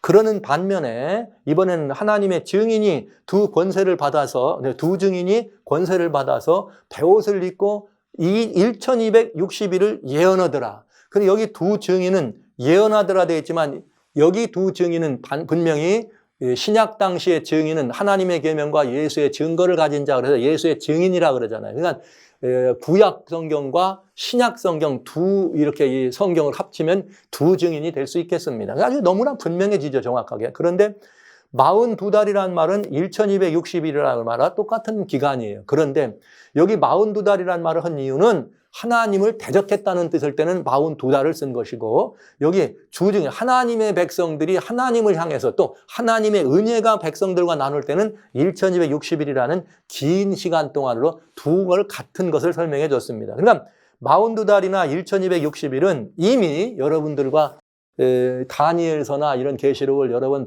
이 말씀을 드렸기 때문에 알고 있습니다만 이거는 상징적인 길이고 성경의 예언은 1일을 1년으로 풉니다. 그러면 마운드 달은 1260일이요. 1260일은 1일은 1년이니까 1260년이다. 이 사건이 예수님 십자가 이후니까 신약시대 이후에 약 1000년 이상 동안을, 약 1000년 이상을 이렇게 하나님의 성을 밟았잖아요. 즉 하나님의 성전을 차지하고서 어떻게 하는 것, 이렇게 하나님의 성전을 유린하고 그러면서 또 하늘 백성들의 이런 말을 받아들이지 않은 진리를 왜곡하는 거. 왜? 이 두 증인이 굵은 베옷을 입었단 말은 베옷은 뭘 의미해요? 장례 때 입는 거잖아요. 그 정말 고난 중에도 두 증인이 이 말씀을 가지고 달아갈 수 있는 것밖에 없는 그런 시대. 이건 중세인 것을 우리는 금방 알 수 있죠. 그런데 보세요. 그 두 증인이 증거를 마칠 때에 그때에 무적행으로부터 올라오는 짐승이 더불어 저희를 이긴다. 그런데 무적행으로부터 올라오는 짐승이라고는 했지만 아까처럼 다섯째 나팔 때처럼 형상이 없네. 짐승이라고는 됐지만 형상이 없어. 그래가지고 두 증인을 어떻게 해요? 죽인다 그랬단 말이에요. 그런데 두 증인을 죽었는데 어디서 죽었느냐? 소돔이라고도 하고 영접이라고 하는 것, 주께서 십자가에 못 박힌 곳이다. 그러면 이 말은 예수님이 십자가에 못 박힌 건 예루살렘이잖아요. 그런데 소돔이나 고모라라고 한 말은 이 소돔과 고모라는 바로 죄악의 관영에 있는 곳이다. 이런 뜻이 되겠죠. 그러니까 이것은 그 증거를 마칠 때니까 1260년이라고 하는 긴 시간은 바로 중세의 교회를 설명하는 중세 암흑시대를 의미했다는 말씀을 이미 드렸으니까 그러면 그 중세 교회의 교권지상주의의 최고의 중세 교권이 완전히 무너질 때 그때쯤에 이 뭐가 되는 거예요? 1260일이 마치면서 뭐 하는 일이 벌어져? 증인이 어떡합니까? 이렇게 무적행에서 올라온다 이거죠. 그 증인이 증거를 마칠 때 사단은 무적행에서 연기로 올라온다. 그러면 보시죠. 1260년에 오랜 암흑의 중세를 마칠 무렵 두 증인 곧 신구약 성경을 발표하고 핍박한 사건이 있는가? 이것만 따져보면 정확하게 알 수 있죠. 보시죠. 이제 우리는 다니엘 9장에서 무적행에서 올라온 짐승은 형상이 없다. 연기로 올라왔기 때문입니다. 그래서 제가 망령이라는 말을 쓴 거예요. 그러니까 망령된 사상이나 인형, 신앙의 모습, 이것은 하나님과 예수님을 대적하는 것이죠. 황충은 성경에 뭐로 역사했느냐? 심판으로 역사합니다. 요나서에 보시면 황충은 다 심판에 의미한 것을 알 수 있어요. 그런데 계시록 11장에서는 이것이 언젠가를 설명해 줍니다. 1260년간의 교권 전성기가 맞춰갈 무렵에 두 증인 곧 신구약 성경을 발표하고 핍박한 대적으로 등장합니다. 간단해요. 그런데 영적으로 애국과 소돔은 하나님을 대적한 세력, 과연 무엇일까? 또 언제 그런 일이 나타났을까? 우리는 이 사건에 대해서 역사가 우리를 보여주는 것을 금방 알 수 있습니다. 여러분, 중세가 맞춰갈 무렵에 중세가 끝나가는 가장 강력한 중세의 종말을 고한 사건인데 그것은 프랑스 대혁명입니다. 프랑스 대혁명은 계몽주의 철학, 그래서 이것이 르네상스와 인문주의 운동을 일으키게 됐고 그것이 유럽의 시민 사상을 이렇게 가져다주고 결국은 이것이 시민혁명까지 연결되게 됩니다. 그래서 일어난 것이 1789년 프랑스 대혁명이에요. 자유평등 박애라는 이름으로 1789년 7월 14일 바스티유 감옥을 폭파하면서 점화된 것이 프랑스 대혁명입니다. 이 대혁명이 끝난 그해 8월 26일 인권선언을 하고요. 약 3년 뒤에 1793년 11월 10일에 대혁명의 열매, 즉 자유여신상. 자유여신상은 뭐냐? 이성신이에요. 그래갖고 이때 등장한 것이 이신론이에요. 이성을 존중한다 이 말이죠. 하나님 no! 그러면서 이날 무슨 일이 벌어지느냐? 반교회법이 제정되면서 선포됩니다. 그래서 반기독교적 모든 것, 성경을 불태워버리고 성경은 제7일마다 안식일이라는 것을 열흘만으로 바꾸고 나중에는 또 이렇게 보름만 한 달간으로 바꾸는 이런 일이 벌어집니다. 그래서 1793년 11월 10일 성경을 불태웁니다. 완전히 불태웁니다. 계시록 11장에 뭐라 그래요? 두 증인이 있는데 그 두 증인을 어떻게 하더라? 싸워서 이기더라. 이기는데 어떤 일이 벌어지더라? 이 성경을 불태우는 일이 계속 가느냐? 그렇지 않다. 이 프랑스에서 그런 일을 했지만 이상하게 정확하게 3년 반 뒤인 1797년 6월 달에로부터 7월 사이에 성경이 회복됩니다. 성경은 정확하게 뭘 하겠는가? 이렇게 됐어요. 죽었는데 3일 반 후에 하나님께로 생기가 저희 속에 들어가더라. 그러니까 여러분 얼마나 중요해요. 3일 반이면 예언이니까 3년 반 아닙니까? 3년 반이면 무슨 일이 벌어진 거예요? 93년 11월 11일 3년 반이면 97년 6월 아닙니까, 여러분? 정확하게 성경은 한치 오차도 없이 이 성경이 다시 회복되는 것을 보여줍니다. 그래서 1260년의 오랜 교권 전성시대가 끝나는 바로 그 무렵에 여기 93년 11월 10일 두 증인 신구약 성경을 불태우고 3년 반 되는 말에 성경이 정확하게 회복됩니다. 그러면서 요한계시록 이건 뭐예요? 저희가 생기가 들어가면서 하늘로 올라갑니다. 그랬더니 정말 1804년부터 대형 성소공회가 다안하면서 복음이 그냥 순식간에 전파되는 걸 보잖아요. 복음주의 대대적인 선교지가 개척되면서 이 활동이 일어나는 걸 봅니다. 할렐루야. 성경의 모든 예언은 이렇게 분명하고 정확하게 성경을 보면은 역사적 사건이 이렇게 정확하게 맞는 것을 볼 수가 있어요. 그러나 우리는 굉장히 중요한 것들을 여기서 알아야 된다는 거죠. 그러면 보시죠. 프랑스 대혁명이 그렇게 성경을 핍박하고 박해하면서 이성신을 존중하는 일이 벌어지더니 결과가 뭐냐? 대혁명의 사생자가 탄생하는데 두 마리의 사생자가 나옵니다. 하나는 뭐냐? 이신론이고 하나는 무신론입니다. 그래서 이성신자와 무신론이 들어와. 그래갖고 무신론은 뭘 맞아다줘요? 공산주의. 무신론적 공산주의. 이성신은 결국은 과학을 존중하다 보니까 뭐가 나와요? 진화론으로 퇴등합니다. 그래서 1848년 2월 21일 공산당 선언이 발표되고 1859년 11월 24일 종회기원, 다윈의 종회기원, 진화론이 온 땅을 습어갑니다. 이렇게 해서 이 두 사상이 세계 지구촌 인구의 3분의 1을 쓸어갔습니다. 여러분, 무적행에서 올라온 망령은 뭐냐? 그건 말할 것도 없이 대혁명의 사생자는 공산주의였습니다. 하나님을 대적하는 정신이었습니다. 전 여기 마르크와 엥겔스의 사상으로 된 공산당 선언인데 공산당 그 커뮤니스트 매니페스토라고 그래요. 공산당 선언 전문에 놀라운 이야기가 있어요. 뭐라겠느냐? 이렇게 돼요. 지금 한 유령이 유럽에 떠돌고 있다. 유령이라 그랬어요. 가스트. 성경은 뭐라 그래요? 연기가 어디서 왔다? 무적행. 깊은 곳에 누구로부터? 사단으로부터 무적행의 연기가 올라왔다. 그 무적행의 연기가 뭐예요? 연기인데 유령이다. 그 유령은 유럽을 덮고 있는 뭐다? 공산주의라는 유령이다. 그리고 하나는 진화론. 놀랍고도 무서운 이야기입니다.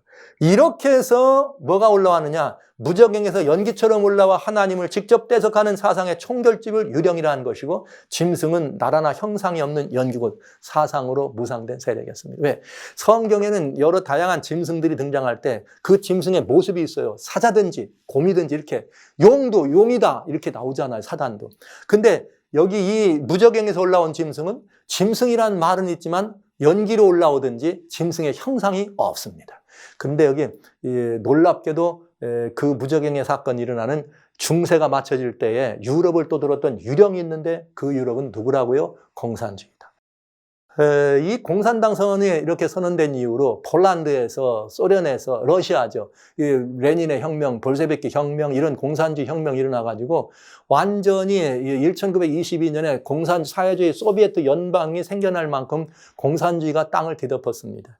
그렇게 땅을 뒤덮었던 공산주의가 여기 여러분 아시는 것처럼 1989년 베를린 장벽, 브란덴부르크 베를린 장벽이 무너지면서 그 다음에 1991년에 고르바초프 소련 연방 대통령의 대통령이었던 고르바초프가 이제 이 보리스 엘친이라고 하는 여기 그 러시아 여기에 이 대통령에게 그 모든 정권을 위양하면서 1991년 12월 26일 소련 최고 소비에트 142-H 선언에 의해서 모든 소련의 공화국의 독립을 인정하고 독립국가 수용을 허용합니다.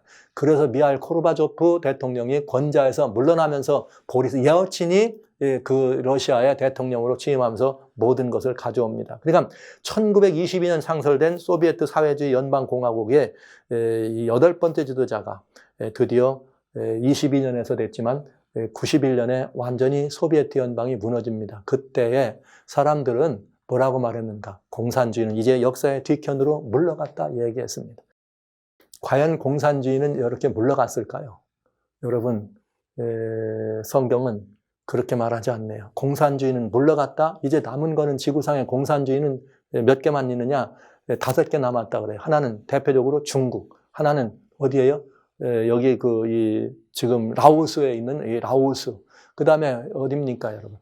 말씀이 드려 있는 것처럼 그다음에 우리 쿠바가 여기 들어가야 되고요. 북한이 들어가야 되고요. 이렇게 해서 여러분 공산주의가 이제 얼마 남지 않았습니다. 근데 쿠바도 지금 공산주의 이번 주에 공산주의 반대하는 혁명, 열흘하는 혁명이 일어나고 있는 걸 보시죠. 그런데 성경은 이렇게 말했어요. 계시록 17장 재앙 중에 내가 본 짐승은 전에 있다 시방 없으나 장차 무적행으로부터 올라와 멸망으로 온다. 무적행의 사자가 어떻게 한다? 다시 나오겠다. 무적행의 사자가. 그러면 이게 대단히 중요하잖아요. 공산 국가는 사라졌지만 무적행에서 올라온 사상, 이념, 연기는 즉 사회주의나 공산주의 사상은 어떻게 됐다? 사라지지 않았다 이 얘기죠. 그러니까 나라는 사라졌지만 그 음성은 사라지지 않았다. 그런데 여기에 계시록 17장에서 나타나는 그 무적행의 사자가 어떻게 됐나 보세요. 무적행에서 올라온 붉은 짐승의 정체를 보면 그 탄생 시기는 6째 재앙, 즉 8째 왕으로 올라옵니다. 그 다음에 7째 왕 다음이란 뜻이고요. 탄생 장소는 어디로? 성령이 나를 데리고 어디로 가더라? 광야로 가더라. 광야에서 나타납니다. 그 활동의 모습은 뭐냐? 7머리 10뿔의 짐승입니다. 그런데 이 짐승이 7머리 10뿔이기 때문에 애초에 사단이 7머리 10뿔 됐던 것이 그대로 그 사단에 이것은 나타나 있지만은 짐승의 모양이 없어요. 이게 뭘 닮았는지가 없다 이 말이에요. 그러니까 이거는 뭐의 형상이 없는 것이기 때문에 그런 사상들을 의미한다. 계승 어떤 나라를 뒤에 이었거느냐?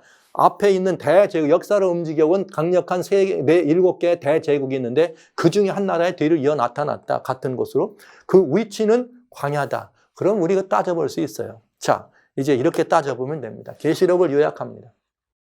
계시록에 보면 뭐가 나오느냐? 계시록 12장 2절로 3절로 4절에 7머리 10뿔 가진 용이 나타납니다. 그런데 이 7머리 10뿔 가진 용이 나타나는데 머리에 면류관을 썼습니다. 근데 이 용이 하늘천사 3분지를 땅에다 내려보냅니다. 그럼 왜 내려보냈을까요?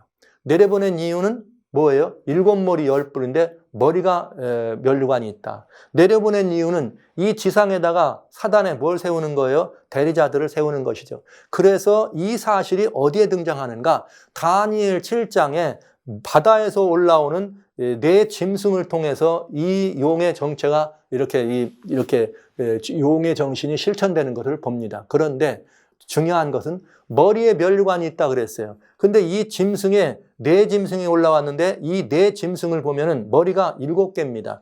맨 처음에 사자, 곰, 그 다음에 표범은 머리가 4개, 그 다음에 네 번째 짐승은 머리가 1개. 그럼 합치면 7머리예요. 그러니까 사단이 사단의 정신을 지상 대리자들을 통해서 쏟아주는 것을 알 수가 있어요. 그리고 7머리 10뿔이라는데 10뿔인데 이 짐승은 네 번째 짐승이 10뿔이 됩니다.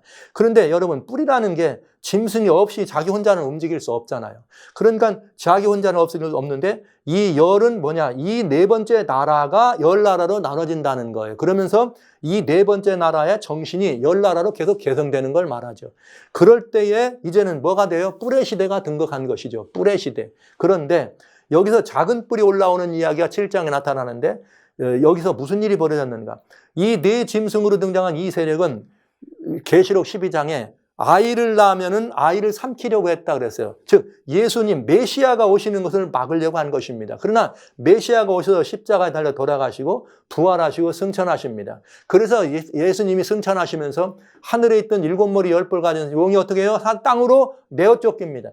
땅으로 내어 쫓겨서는 어떤 형상으로 일을 했느냐? 요한계시록 13장에 7머리 10뿔 가진 짐승으로 탄생하는데 이 짐승은 모습이 어떻게 생겼느냐? 머리는 사자머리요, 발은 곰발이요, 몸은 표범발이다. 그리고 10뿔이 있더라. 그러니까 앞에 나왔던 네 짐승, 말하자면 이 네 짐승의 정체였던 사단의 정신을 그대로 전체를 통째로 복합받은 그 짐승임을 알 수가 있다 이 말이죠. 그런데 이 짐승은 무슨 일을 했느냐? 계시록 12장에 보니까 42달 1260일 그 3년 반 핍박을 했더라. 그러면 이건 예수님 십자가 이후에 1260년 동안이나 하나님의 교회를 핍박하고 이상한 일이지만 하나님의 교회를 핍박한 하나님의 교회, 예수님을 믿는 기독교라는 교회 이름으로 하나님의 교회를 핍박했어요. 그러니까 타락한 교회죠. 이 교회의 모습을 보인 것이 1260년 중세를 그랬는데 여기 이 중세가 그래서 다시 7머리 10뿔 하나, 7머리 10뿔 둘. 그런데 이 짐승은 뭐가 냈느냐? 10뿔의 면류관을 썼습니다. 그러니까 이 사단이 하늘에 있을 때는 머리에 있어서 자기는 안 내려오고 대리자를 네 짐승을 세울 때는 짐승 머리수로 7을. 그 다음에 두 번째는 자기가 10뿔인데 두 번째 완전히 사단이 직접 내려와서는 뿔의 시대를 열면서 뿔에다 면류관을 줬다 이 말이에요. 뿔의 시대를 열어간 걸 알 수가 있어요. 그런데 여기 이 머리가 7머리인데 요한계시록 13장은 머리 하나가 상하여 죽게 되더라. 그러니까 사단이 뭐 하라는 거에 권세를 잃어버린 거죠. 즉 중세는 어떻게 된다? 1260일 지나면 60년 만에 끝난다. 그런데 사단이 여기서 멈추느냐? 그렇지 않다. 요한계시록 13장 11절에는 이번에는 이 두 무리는 바다에서 올라왔는데 짐승이 세 번째 여기 양처럼 올라오는 한 짐승인데 이 짐승은 땅에서 올라옵니다. 그러니까 전혀 이런 앞에 나온 용의 모습하고는 다르죠. 그런데 아직 용이 나타나지 않아. 양처럼 생겼는데 두 뿔을 가졌어. 그러니까 이 나라가 두 뿔을 가졌다는 말은 무슨 형상이라는 거예요? 두 나라의 의미를 가지고 있는 이 나라의 형식을 볼 수 있는데 뭘 보면 알 수 있느냐? 이 짐승은 양의 모습으로 와가지고 양처럼 올라와서 용처럼 말하더라 그랬어요. 그러니까 우리는 뭘 알 수 있느냐? 양의 나라 시대가 있는가 하면 용의 나라가 있다. 이렇게 되면 여러분, 하나, 둘, 셋, 넷, 다섯 번째, 여섯 번째, 그 다음에 두 뿔이니까 일곱 번째. 그러면 계시록 17장에 말하는 일곱 나라, 일곱 시대의 나라들이 정확하게 등장하게 되는 것입니다. 그러면 뭘 알 수가 있느냐? 여기서 이 나라들이 어떤 나라 이름을 어떻게 알 수 있냐? 볼 수 있죠. 여기 보시면 이들이 하는 일이 뭔가 하면 이들이 하는 일이 메시아, 이 용이 메시아 여자를 핍박하려고 했다 그랬어요. 그러니까 메시아를 오지 못하라고 하려면 유대 족속을 없애야 되죠. 그래서 유대 백성들을 진멸한 성경적 기록이 누구 있느냐? 첫 번째 보시죠. 예레미야 50장 17절에 이스라엘은 흩어진 양인데 사자들이 그를 따른다. 두 마리 사자가 처음에는 아수르 왕이 먹었고 다음에는 바벨론 왕 느부갓네살이 그 뼈를 꺾었다. 이거 놀랍습니다. 그러니까 상징적으로 하나님께서 나라들을 보여주시는데 이스라엘이 양의 나라, 하나님의 나라, 양의 나라인데 이 양의 나라가 두 마리의 사자한테 죽었다. 양의 나라가 북방 이스라엘과 남방 유다로 멎어지잖아요. 그런데 북방 이스라엘은 아수르 왕이 기원전 722년 멸망시킵니다. 정확하게요. 그런데 남방 유다는 누구의 계보예요? 메시아 예수님의 계보 아닙니까? 그래서 예수님의 계보를 따르는 남방 유다는 누가 이겨요? 바벨론 왕 느부갓네살이 꺾더라. 그러니까 여러분 사자가 두 마리 중에 유다는 바벨론이니까 바벨론인 게 분명해져요. 사자는. 그러면 바벨론 다음에는 페르시아는 헬라에게 멸망하고 그리스는 로마에게 망합니다. 로마는 10나라로 분열됩니다. 분열되면서 중세 유럽을 가져왔습니다. 그리고 이 중세 유럽에서 교황의 전성시대가 끝날 때, 교권의 전성시대가 끝날 때 한 나라가 올라옵니다. 그건 어디서 올라오느냐? 물이 아니고 땅에서 올라옵니다. 그게 누군가? 1776년 여러분 7월 4일 독립을 선언하는 아메리카 합중국. 뭐처럼 올라와요? 양처럼 올라왔다. 그러나 불행하게도 이 나라가 뭐처럼 말하더라? 용처럼 말하더라. 그러니 용처럼 말하는 사건이 요한계시록 13장 여러분에게 보여져 있는 도표 안에 있는 계시록 13장 그때 누가 그 일을 한다? 미국이 그 일을 하더라. 그런데 여기 계시록 17장에는 8번째 왕이 나오더라. 하나, 둘, 셋, 넷, 다섯, 여섯, 일곱, 8번째 왕이 나타나더라. 그 8번째 왕이 어디서 나와요? 광야에서 나오더라. 그러면 광야는 이 7 중에 속한 거와 똑같은 속한 거였는데 광야는 바다 물하고는 상관없잖아요. 그러니까 결국은 어디예요? 미국이라고 하는 이 양처럼 올라와서 용처럼 말하는 양처럼 올라와서 용처럼 양이 아니에요. 양의 탈을 썼지. 속은 뭐예요? 용이죠. 용이 자신을 감추고 있다가 드디어 마지막엔 어떻게 되는 거예요? 자신의 모습 7머리 10뿔의 모습으로 등장하는 것을 보여준다 이 말이죠. 다시 살아나는 사단의 망령. 이제는 너무나 분명해집니다. 여러분은 지금 굉장히 중요한 요한계시록을 지금 이렇게 보고 있어요. 어려운 것 같지만 그냥 여러분들이 한 번 더 들으셔도 좋고 이 말씀을 보시면 그냥 순서대로 되어 있으니까 간단합니다. 자, 7 중에 속한 왕, 바다가 아니면 땅인데 보시죠. 성령으로 광야로 가더라. 여기서 이 계시록 17장에 7머리 10뿔 가진 짐승이 나와요. 그러면 자, 첫 번째에서 5번째 짐승은 유럽이죠. 앞에 나와 있는 바다에서 나옵니다. 6째에서 7째 양 같은 짐승 미국은 어디서 나와요? 땅에서 나옵니다. 그러면 당연히 8째 왕은 땅이니까 광야니까 어디예요? 땅이죠. 그러니까 광야니까 미국이죠. 그런데 그 정신은 어디서? 무저경에서. 곧 8째 왕의 위치는 어디예요? 7중에 속한 자라 그러면 8째 왕은 어디입니까? 바다는 이미 유럽은 바다인데 이 광야는 땅에 속합니까? 바다에 속합니까? 땅이죠. 그러면 8번째 왕이 등장하는 곳은 땅이라고 하는 곳. 그러면 거기는 어디예요? 7중에 속한 거면 미국이 7째. 그러면 그 답은 미국이 분명해집니다. 이 말은 미국이 뭐가 된다는 거예요? 미국이 마지막 시대에 재앙이 떨어지고 나갈 때 미국에서 뭐가 올라온다는 거예요? 용의 정신이 통째로 드러난다 이 말이에요. 사단의 정신이 그대로 드러난다. 그런데 그 사단의 정신은 무적행의 정신이다. 그런 무적행에서 올라온 정신은 뭐였다고요? 여러분 중세를 망가뜨린 그 무적행의 정신은 뭐였다고요? 공산주의였다. 진화론은 말할 것도 없죠. 여전히 계속 현대 과학적 사고가 있으니까. 땅의 임금들을 그런데 모읍니다. 계시록 16장에 여섯째 재앙 때 누가요? 사단이. 왜 뭐라고 되어 있느냐? 계시록 16장에 보면은 뭐라고 나오느냐? 이렇게 나옵니다. 내가 보면 13절에 개구리 같은 새 더러운 영이 용의 입, 짐승의 입, 거짓 선자 입에서 나오더라. 저는 귀신의 영이다. 즉 사단의 영인 거죠. 그래갖고 임금들을 모아 세상의 임금을 다 모아서 자기가 뭐가 되는 거예요? 왕중왕으로. 계시록 17장에서는 8번째 뭘로요? 왕으로. 대제국의 왕이 되는 거죠. 그런데 그게 어디 속했더라? 미국이라고 하는 나라.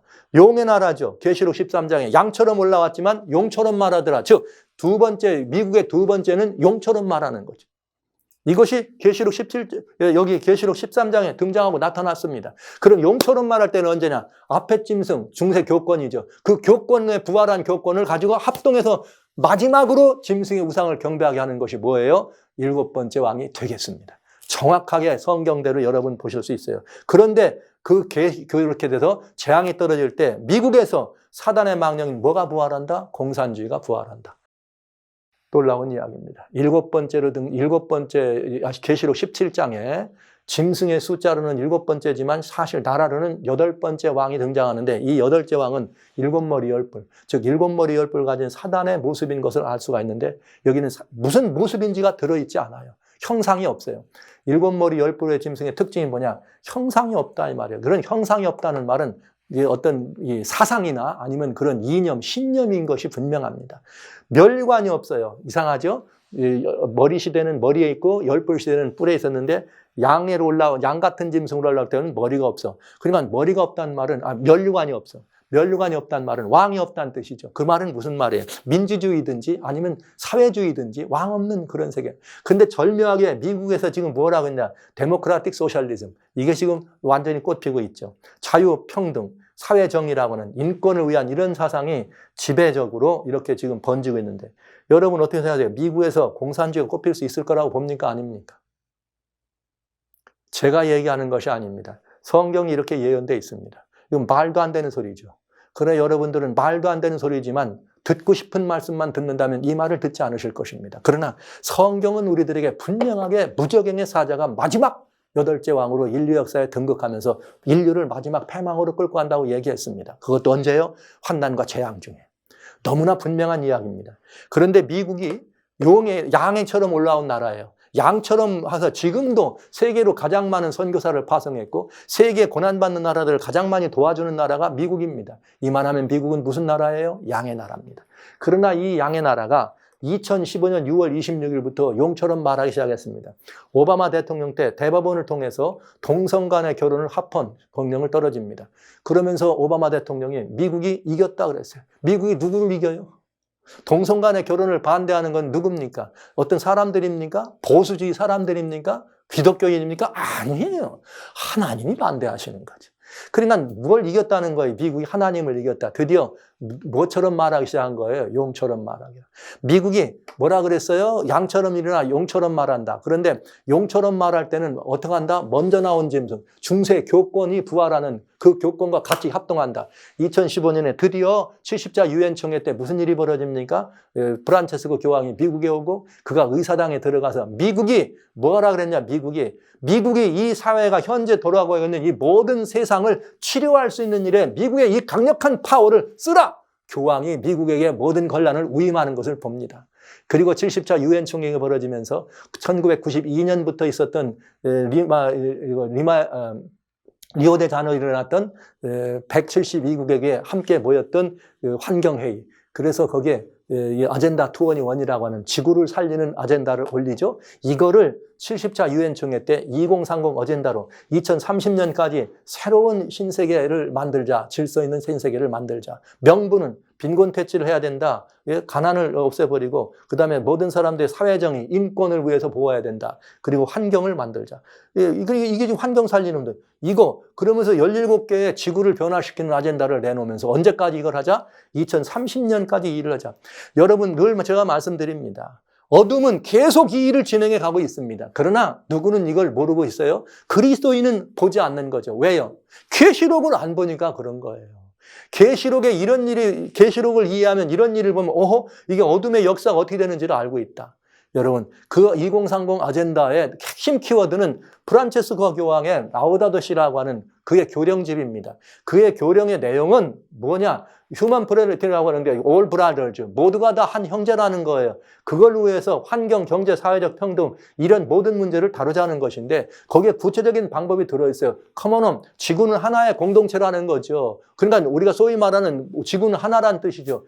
그 일을 위해서 이 지구 개발을 위해 사적 소유를 제한하고 부의 집중을 제한하고 교를 군등분배하고 사회 정의를 구현하자. 이 말은 무슨 말이에요? 이름만 바꿨지만 뭐와 똑같은 말이에요?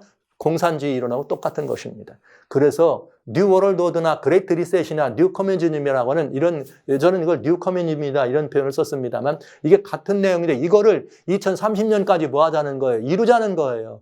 그래서 파리회의 때부터 미국이 앞장서 오바마 대통령이 먼저 앞장서서 우리가 지구를 살리는데 이 환경 문제 이 베스트 찬스다 이러면서 이 일을 한 것이고 195개 나라가 그 일에 사인한 것입니다. 그런데 도널드 트럼프 대통령이 2017년에 대통령에 올라가면서 여기서 빠지겠다고 빠져버렸네요. 그러면서 아메리칸 퍼스트를 주장하면서 이제 이런 그 글로벌리스트들이 얘기하는 것에 반기를 들고 나선 것입니다. 그래서 그는 G7하고도 우리는 이렇게 하면 G7이 이런 식으로 나가면 탈퇴하겠다고 얘기해서 G7과의 거리도 상당히 많이 멀어졌죠. 물론 이번에 G7에 그래서 바이든이 G7에 다시 원래 미국의 자리로 복귀한다는 말을 한 것입니다. 그런데 트럼프 대통령이 2017년에 그 일을 하자 갑자기 미국에서 눈이 멀어지는가? 여기 30도 안 된 오케시오 코르테즈라고 하는 젊은 여성 의원이 인류 역사 이대로 가다니 12년밖에 안 남았다. 2018년이니까 2030을 놓으면. 그러니 뭔가 대안을 세워야 된다 해서 나온 게 뭐냐? 그린 뉴 딜이라고 하는 것입니다. 그린 뉴 딜이나. 그린 뉴 딜은 바로 이 라우다도 시라고 하는 교황의 교령집의 내용과 똑같은 것이에요. 이 그린 뉴 딜이라고 하는 것이 모든 사람들의 이목을 집중시키게 되는데 이것을 민주당의 모든 당론으로 정하면서 이 미국 사회는 드디어 민주당이라고 하는 거대 당이 뭐가 된 거예요? 소셜리스트가 가지고 있는 그 정책을 취급하자 이렇게 얘기한 것이죠. 그래서 이 그린 뉴 딜이라고 하는 것은 소셜리즘의 정책이었다. 미국 사람들이 미국이 과연 사회주의와 어울리겠느냐? 그랬더니 사람들이 뭐라 그러냐면 사회주의 어울린다고 봤더니 아니야. 57%가 아니야. 어울리지 않아. 그런데 여러분 놀랍죠? 그런데 사회주의가 얘기하는 것처럼 여기 말한 유니버설 헬스케어라는 말은 무슨 말이냐? 모든 사람들에게 다 건강보험을 주자. 이 말은 국민은 다 평등사회를 가져간다. 그랬더니 거기는 예스가 58%에 좋다는 게. 그러니까 이 나라의 모습은 민주주의지만은 경제나 이런 사회활동은 공산주의가 더 좋다. 이 말입니다. 이미 미국 사회도 이런 그 백그라운드가 성립되면서 이제 이 트럼프 2019년부터 이상한 현상이 벌어지게 됐죠. 그래서 지금도 여전히 이렇게 유니버설 헬스케어 이 운동은 지금도 오늘 아침에 보니까 이제는 뭐까지 하느냐. 우리 모든 사람들에게 다 여기 메디칼이라는 거예요. 메디칼 보험을 모든 for America 모든 사람에게 주자는 이런 운동을 가지고 이제 오늘부터 뭐 하냐면 퍼레이드 시작한다고 광고 나오고 발표됐어요. 팟캐스트를 통해서. 이게 지금 미국의 이런 현상들이라는 것은 뭘 말하느냐? 굉장히 중요한 사회적 변화를 말하는 것이죠. 2019년 5월 26일 조지 플로이드 사건 이후에 갑작스럽게 무슨 일이 벌어졌느냐? 미국에 엄청난 변화가 격동이 일어납니다. 그러더니 이 사건의 침묵은 곧 폭력이다 하면서 BLM 이런 일이 벌어지죠. Black Lives Matter 이런 운동이 벌어지기 시작합니다. 그런데 이 운동의 내막을 살펴봤더니 뭐냐? BLM은 뭐와 연합했느냐? 이슬라미스트와 공산주의와 연합돼 있다. 왜? 서구 사회를 완전히 흔들기 위해서 연합된 거다. 이런 사실이 밝혀지게 된 것이죠. 그런데 그 BLM 운동과 미국의 안티파 운동이 같이 좁쓰면서 완전히 전 미국을 폭력적인 상황으로 들이면서 드디어 급기야 시애틀에는 자치구역, 자치존까지 만들면서 자기들은 독립선언하는 것처럼 마치 이렇게 안티파 운동이 전개됐습니다. 그래서 안티파는 막시스즘이다. 그래서 안티파 막시스트 운동이 지금 미국 사회를 완전히 뒤덮고 있다. 이 운동을 지금 현재 하고 있는데, 그런데 놀랍게도 이런 운동은 또 어떤 열을 가져왔느냐? 캔슬 컬처라고 하면서 이 운동에 참여한 사람들이 이제는 미국의 무슨 기념비적인 이런 것들이나 아니면 미국의 전통적인 사고나 이런 모든 것들은 다 그건 보수적으로 틀렸어. 그러면 캔슬 컬처. 그래서 종래의 모든 것들을 다 쓸어버리려고 하는 그런 운동들이 시작된 것이죠. 자, 그러나 이 모든 것들에 대해서 찬반 여론이 갈리지만, 그러나 젊은이들은 완전히 여기에 올라가고 있죠. 지금까지 사람들이 당연한 거로 지도했던 사람들, 특히 유명인, 역사적 인물들을 더 이상 인정할 수 없다. 그리고 또 문제가 있는 것으로 간주하면서 더 이상 지지하지 않겠다고 하는 것이 캔슬 컬처라고 하는 그런 운동의 일환입니다. 자, 이것이 캔슬 컬처라는 것이 나오면서 오바마 대통령은 이미 대통령자 물러났지만 갑자기 워크라고 하는 이런 이 재단을 만듭니다. 이 워크라는 것은 뭐냐면 어두운 사람들이, 흑인들이죠. 어두운 사람들이 본인들의 권익이나 이런 걸 위해서 입을 열고 깨어나라 하는 것으로 시작된 것이 워크인데, 이제 오바마 대통령이 이것을 다시 한번 주장하는 것이죠. 이건 극단주의 운동이 아니다. 이건 깨어나야 된다. 그러면서 이 워크 운동이 일어나면서 이거와 겹쳐지면서 또 이상한 운동들이 막 일어났는데, 갑자기 금년 6월에 무슨 일이 벌어졌느냐? 블랙 라이프 매터라고는 BLM의 펀드, BLM의 이렇게 이거 만들어 놓은 그 일에 했던 여기 이렇게 리더, BLM 리더 래시드 터너라고 하는 사람이 빠졌어요. 난 여기 더 이상 안 하겠다. 왜? 이거 굉장히 엉뚱한 짓이고 이거 아주 나쁜 짓이다. 그러면서 이 어글리 트루스다. 그건 거짓되고 어리석은 짓이었다. 그리고 나왔습니다. 그 이유는 이 사람들이 블랙 라이프에 대해 가지고 말하자면 흑인들을 위한 인권운동처럼 시작을 했는데, 알고 봤더니 이것을 지원하고 이것을 뒤에서 조절하는 것은 93%가 미국의 소위 말하는 전교죠. 여러분, 이 말하면 이제 여러분 답을 아시겠죠? 그래서 지금은 이런 운동들이 전개되는 것에 대해서 반대 여론도 그걸 막아야 된다고 하는 입법도 일어나지만 막을 수 있는 기세는 아닌 것 같습니다. 미국에 이미 여기에 이 전교조라고 하는 AFT, 전국교원연맹, 한국으로 말하면 전교조예요. 이런 운동들이 계속 지속적으로 진행되면서 여러분 보신 것처럼 2021년에도 역시 BLM 이것들을 하는 것 같이 내세웠지만, 사실은 그들은 정치적 활동을 합니다. 주로 민주당을 지원합니다. 힐러리, 무슨 클린턴, 이렇게 오바마, 이게 민주당을 지원하는 전국교원연맹. 이들이 말하면 뭐냐? 전교조예요. 전교조 위원장인데 그들이 원하는 건 뭐냐? 교육 내용이 Defending Critical Race Theory. 이게 무슨 말이냐? 그냥 여기 새로 이렇게 좀 깨어나고 마치 겉으로는 인권운동 같고 사회 정의를 부르짖는 것 같지만은, 정말 이 크리티컬 CRT라고 하는 크리티컬 레이시즘 티어리라고 하는 거는 종래 우리들의 사고는 전혀 해당사항이 없는 것 같은 일을 여러분 보게 돼요. 굉장히 안타깝고 답답한 그런 일들을 보죠. 그러면서 이번에 또 올림픽에 나가가지고 나는 상 받을 때 미국기 안 흔들겠다 막 이런 얘기하고, 그동안 금년 7월 4일 이렇게 의원조차도 뭐라 그래요? 어떻게 7월 4일이 미국 독립일이냐? 아니다. 미국 독립일은 그 7월 4일이 아니다. 왜? 7월 4일 독립선언하고 한 그거는 백인을 우월하는, 백인 이렇게 노예를 폐지하는 게 아니라 더 강화하기 위한 그런 거였다. 막 이렇게 하면서 독립기념일도 반대하고. 그래서 워싱턴 포스트에서 뭐라 했냐?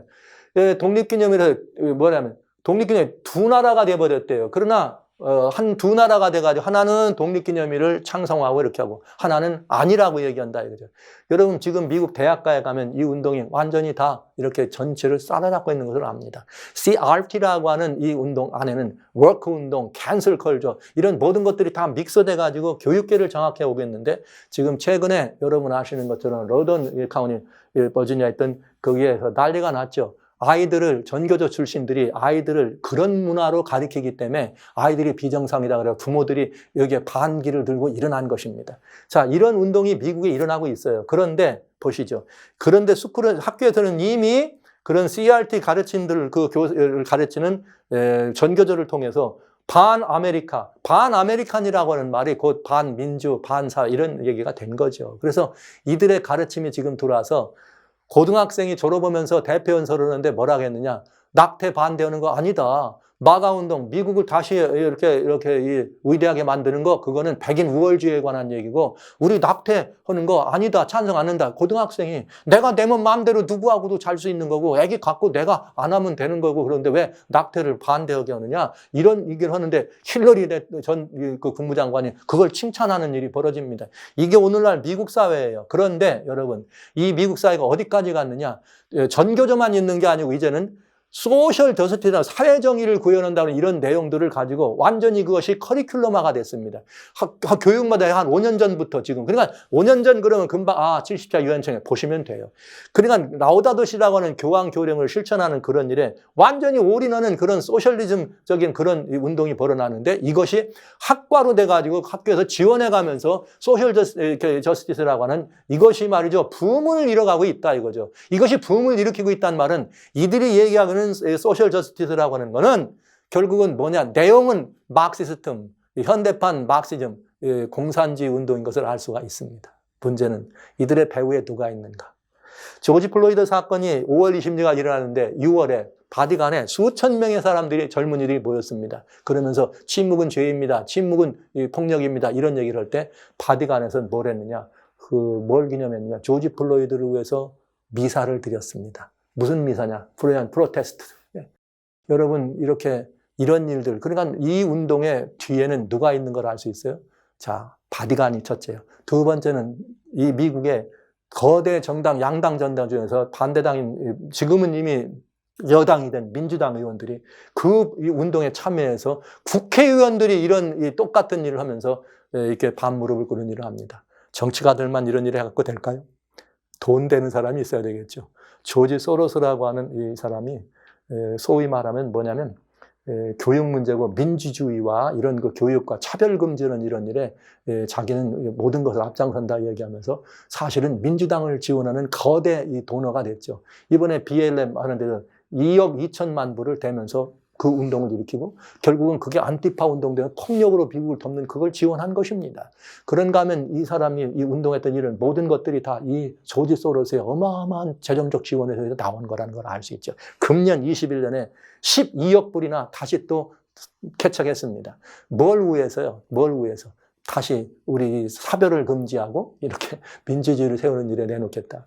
그는 평생 동안에 이게 얼마야? 168억을 이렇게 기증하면서 그런 일을 해왔습니다.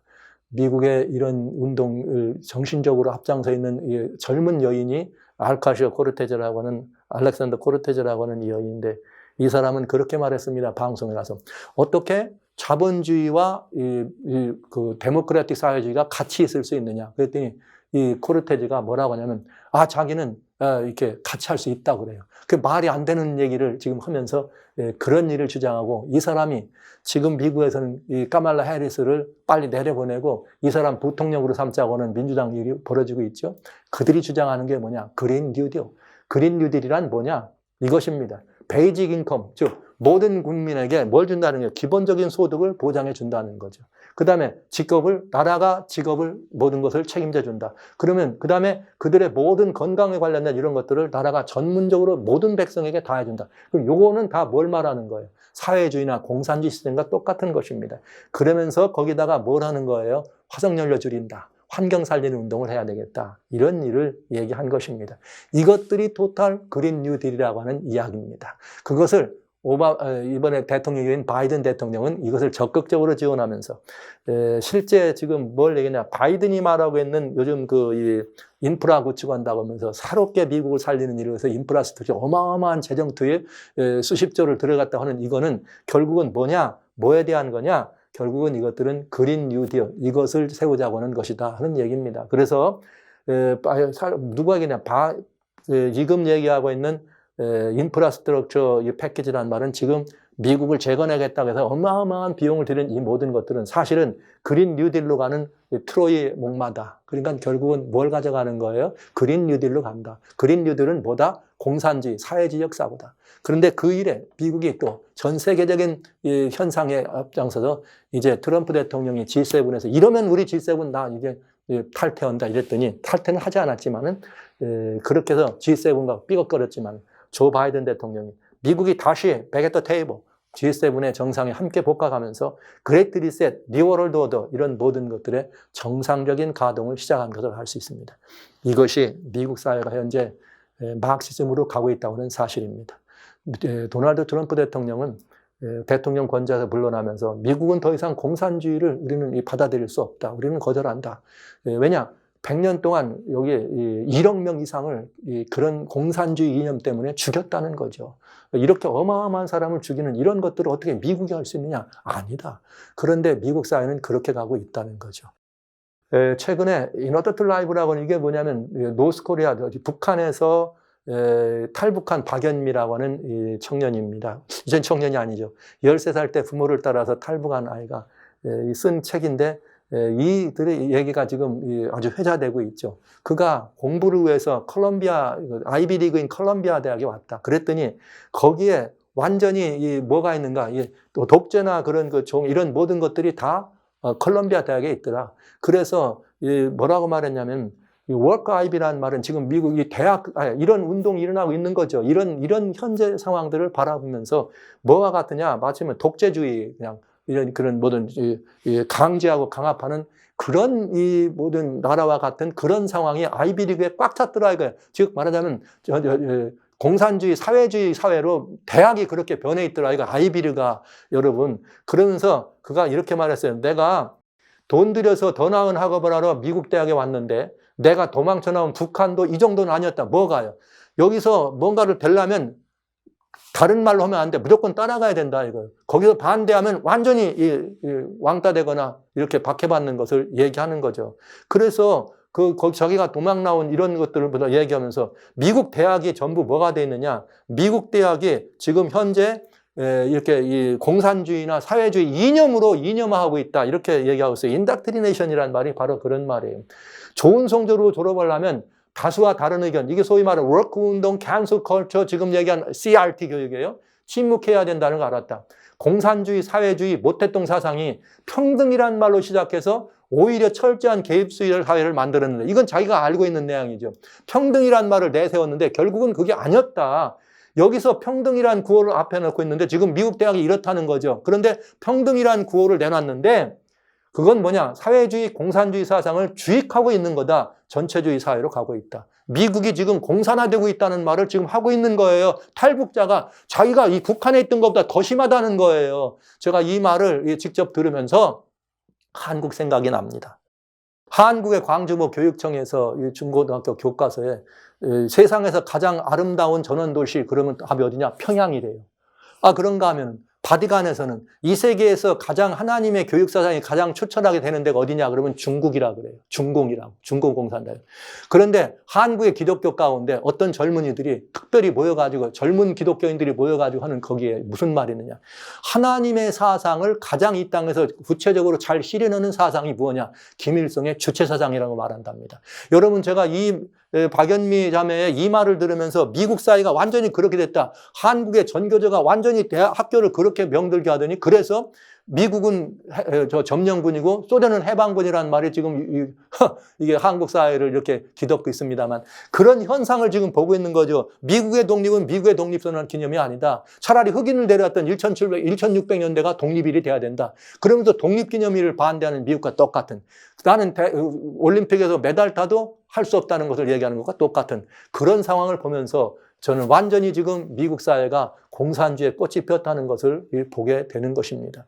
여러분 하나님 계시록의 예언은 가감이 없습니다. 보신 것처럼 계시록 도표 가운데 이미 저는 지난 시간까지는 여기 앞부분에 있는 이것 때문에 환난이 오니까 도망가야 된다는 말을 들었는데 이제는 떠나야 된다는 말은 이제는 재앙 가운데도 마지막까지 사단이 이런 일에서 무적영의 정신을 가지고 어떻게 한다? 마지막 이런 준비를 됐다. 그래 이건 뭘 말해주냐? 사단은 완전히 준비가 됐다는 걸 보여주는 거예요. 사단은 이제 완전히 준비가 됐다는 걸 보여주는 거예요. 누구만 지금 모르고 있고 우리들만 모르고 있다고요. 누구야? 우리가 그리스도인들이죠. 왜? 서로 사단이 이렇게 완전히 장악해돼가지고 미국 사회도 이렇게 여기 예언에 있는 모든 것이 그대로 성취되는 것을 지금 제가 보여드린 이유는 성경 예언은 정확하다는 거예요. 그런데 이것을 안 보니까 이런 예언이 어떻게 진행지를 모르기 때문에 우리들은 이렇게 지금 침묵하고 있다. 내 백성아 나오라 외치라고는 이것은 주님의 명령입니다. 바벨론을 떠나고 산으로 도망가라는 것은 여러분 우리의 선택이 아니고 필수입니다. 저는 오늘 이렇게 여기 계시록 17장에 들어있는 재앙 가운데 있을 때 나타나는 미국 사회에 있는 그런 그 엄청난 변화, 도무지 미국이 공산주의화 혹은 사회주의가 된다는 건 말이 안 되는 얘기죠. 자유주의에 이렇게 권산이었던 미국, 그렇게 되는 건 아무도 믿을 수 없는 얘기입니다. 그러나 여러분 그것은 여러분들이 눈을 보고도 그걸 믿지 않는 거죠. 팩트예요. 지금 현실이 이렇게 되고 미국 사회가 다 완전히 돼서 꽃이 피고 있는데도 못 본 척하는 거죠. 아니길 바라는 거죠. 여러분 이것이 우리들의 매우 위험한 현상이라는 사실을 여러분 말씀드리면서 그거는 성경 예언의 성취입니다. 어떤 사회적 현상을 일어날 때는 그것이 하나님의 말씀과 어떤 관계가 있는지를 따져볼 필요가 있다는 것이죠. 그래서 저는 여러분들에게 이 말씀을 힘있게 이렇게 말씀을 드리면서 지금 미국에서 공산주의 일어나는 건 믿어지지 않잖아요. 그렇지만 지금 안 보려고 하니까 그렇지 이건 팩트예요. 왜요?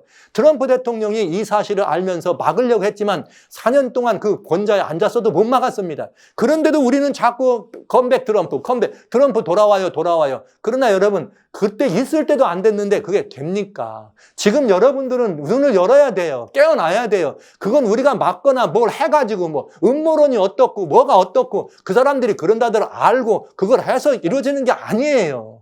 여러분 우리가 할 일은 뭐냐면 하나님 말씀대로 따르는 것입니다.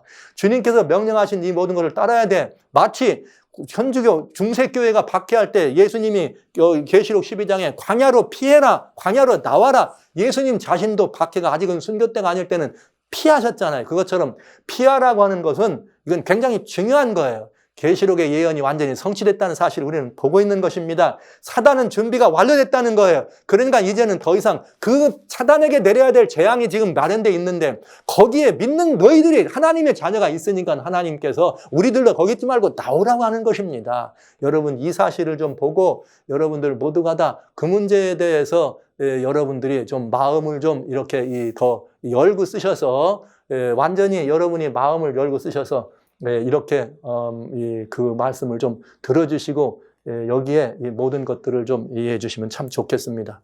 저는 여러분들에게 지금까지 요한계시록이 어떻게 이 시대를 얘기해 주고 있는지를 설명드렸습니다. 제 얘기가 아닙니다. 확실하게 사단은 준비가 완료됐습니다. 언제든지 무슨 일을 할 수 있도록 준비됐습니다. 문제는 하늘을 아는 우리들이 준비가 안 된 것이고요. 그래서 하나님은 우리들로 나오라고 하는데 이젠 재앙 때라고 나오라고 하는데 우리가 뭐라고 하는 거예요? 선택이냐? 뭐냐? 아니면 뭐 누가 그 말을 하냐? 여러분 안식일교회 목사가 얘기하면 나쁜 것이죠. 유대인이 뭘 하면은 나쁜 것이죠. 예수님은 유대인 아닙니까? 사도 바울은 유대인 아닙니까? 여러분, 누가 뭐라 말하는 것이 중요하지 않습니다. 그가 말하는 것이 진리의 말씀, 성경 말씀과 맞느냐가 중요한 것입니다. 살아가신 성도 형제자매 여러분, 이제는 그만 정신 차리십시오. 교파주의, 교단주의는 사단이 만들어낸 교회를 망치게 하려고 하는 이런 길인 것을 여러분 이해해 주시고 이제는 그런 말씀하지 마시고 우리는 오로지 하나님의 진리 안에서 하나님의 말씀 안에서 예수 그리스도 안에서 참된 예수님 안에서 누가 다 하나가 돼야 합니다. 우리 모두 하나 돼서 힘차게 사단의 이런 모든 것들이 진행되고 있는 것을 알리면서 백성들에게 이곳에서 빨리 준비하고 주님이 다시 오시는 것을 준비케 하는 것은 우리들의 사명이요 의무 아닙니까? 그런데 우리끼리 분열돼 가지고 말이죠. 넌 무슨 교회냐? 천주교회만 안 됩니까? 장로교회면 괜찮습니까? 감리교회는 안 됩니까? 침례교회는 좋습니까? 순복음교회는 안 됩니까? 안식일교회는 괜찮습니까? 아니면 성결교회는 좋습니까? 여러분 왜 이런 교단 교파주의에 빠졌는지 그들이 예수 그리스도 반석에 서 있으면 하나님의 자녀들입니다. 예수 안에서 우리는 하나인 것입니다. 살아가신 성도 여러분 제발 당부합니다. 제발 부탁합니다. 우리는 하나님 안에서 예수 그리스도에서 하나 돼야 합니다. 누가 말하느냐 그 사람은 중요하지 않습니다. 그가 말씀하고 그가 나누는 것이 정말 어떻게 그가 말하는 것이 하나님의 말씀과 맞느냐 이 말이죠. 그래서 여러분 모든 게 준비됐으니까 이제는 어떻게 빨리 준비하라는 거예요. 지금 뭐 금년 내년에 무슨 일 일어난다는 거 아닙니다. 그러나 사단은 일정을 정해놓고 있잖아요. 2030. 그러면 그 좋게졌으면 그거보다 사단은 더 빨리 올 거라고요. 우리가 준비할 시간을 안 주기 위해서. 이렇게 긴박한데 먼저 빨리 할 수 있으면 이걸 위해서 살아야 되는 말씀에 대해서 준비하라 했더니 그거 무슨 교회냐고. 그럼 제가 장로교회면 안 됩니까? 안식일교회면 되고요? 아니면 안식일교회면 안 됩니까? 감리교회는 되고요? 이런 사고는 이 시대에 정말 이 교회를 병들게 하고 인류를 향해 건져야 될 큰 외침을 외치는데 가장 방해가 된다는 사고를 여러분에게 말씀을 드리면서, 여러분 금방 무슨 일이 안 일어난다 할지라도 지금부터 준비하는 일은 절대로 손해가 되지 않습니다. 후회할 수 없는 선택이 될 것입니다. 이제 여러분 아시는 것처럼 교회는 성도들을 위해 기다리는 것이죠. 그러니까 여러분 교회는 교회마다 준비해야 합니다. 이제는 교회가 더 이상 성도들을 붙잡아 놓으려고만 하지 말고 성도들에게 이 마지막 사건을 위해서, 마지막 일을 위해서 성도들을 도와야 합니다. 마치 이러다가 지금이 무슨 때냐고 모여라. 예, 그러다가 결국은 우리 성도들 다 죽게 될까 봐 걱정입니다. 사랑하신 성도 여러분, 어떻게 하면 여러분들이 이 큰 외침에 함께 참여하시겠습니까? 예, 우리 모두 이 엄중한 현실과 엄중한 팩트 앞에 모두 분발하게 살아나서 우리야말로 진정 워크해야 됩니다. 여러분, 백악관 대변인이 말하다가 깜빡 실수했어요. 그래가지고 이 코로나 팬데믹 이 문제에 대해서 백신 문제 얘기할 때 빅테크 가운데 페이스북하고 자주자주 의논하고 뭔가 잘못된 거짓 뉴스가 나오면 그것들을 백악관 의논한다 그래가지고 미국 정계가 난리 났습니다. 예, 미국 정계가. 그랬더니 이 바이든 대통령이 그런 것들을 만들어내는 거 뭐라 하겠느냐. 지금 이 세상의 팬데믹은 오직 백신 안 맞은 사람 가운데만 있습니다. 근데 왜 이들이 안 맞느냐? 잘못된 뉴스 때문에 그렇습니다. 그럼 잘못된 뉴스를 만들어내는 사람들이 They are killing people, 사람을 죽이고 있습니다. 이렇게 말하고 있습니다. 자, 그러면 여러분, 오늘 저는 여러분들에게 마지막 호소를 한번 합니다. 다시 한번. 이것은 성경 이야기입니다. 잘못된 뉴스가 아닙니다. 그러나 여러분, 잘못된 걸 가지고도 조지 플로이드라고 하는 그날 위조 지폐를 쓰다가 붙잡힌 사람이에요. 근데 그 사람이 과잉 진압에 의해 과잉 체포하다가 죽었습니다. 그것 때문에 전 세계가 일어나면서 침묵은 바이올런스, 폭력이다. 저는 오늘 여러분들에게 무슨 말씀을 드리는가? 침묵은 죄라고 말씀드릴 거예요. 왜? 요한계시록의 예언이 성취되고 있는 것이 분명하다면 침묵하는 것은 죄입니다. 외치고 또 외쳐야 합니다. 사랑하신 성도 여러분, 이제 저희는 여러분 앞에 진심으로 다시 한번 여러분, 우리가 속해 있는 교회, 우리가 전하고 있는 교회, 이런 어떤 그 교조적인 개념, 교파적인 개념, 교단적인 이런 교단주의 이런 데를 떠나서 중세 교권이 가져다 줬던 거기에 우리 모두가 빠져서 그런 교단주의에 빠져 있는 걸 아시잖아요. 그렇다면 지금 이런 시대, 여러분 우리야말로 다시 깨어나야 합니다. 워크 운동은 사회에서 무슨 이런 공산주의 운동하는 사람들이 일으킬 게 아니라 진짜 기독교에서 일어나야 합니다. 우리 이런 데서 다시 깨어나서 그런 교권에서 벗어나서 오직 진리의 말씀 앞에서 우리 하나 되고 이 놀라운 기별을 외치는 이 일에 함께 참여하지 않겠습니까? 어쩌면 제가 이런 말씀을 드리니까 요즘은 잘못되면 이런 것들을 삭제하고 여러분에게 이런 말씀을 더 드릴 기회가 없을 수도 있겠죠. 사랑하신 성도 여러분, 형제자매 여러분, 우리 이것을 외치고 처음 이런 말씀 드립니다. 이 말씀이 옳다고 생각하시면 나누십시다. 나눠서 더 많은 우리 형제들이 깨어나도록, 더 많은 그리스도인들이 깨어나서 마지막으로 준비되고 자신이 살고 가족이 살고 교회가 살고 세상을 살리는 믿음의 운동에 함께 참여할 수 있도록 여러분 함께 해주시기를 주의 이름으로 축원합니다.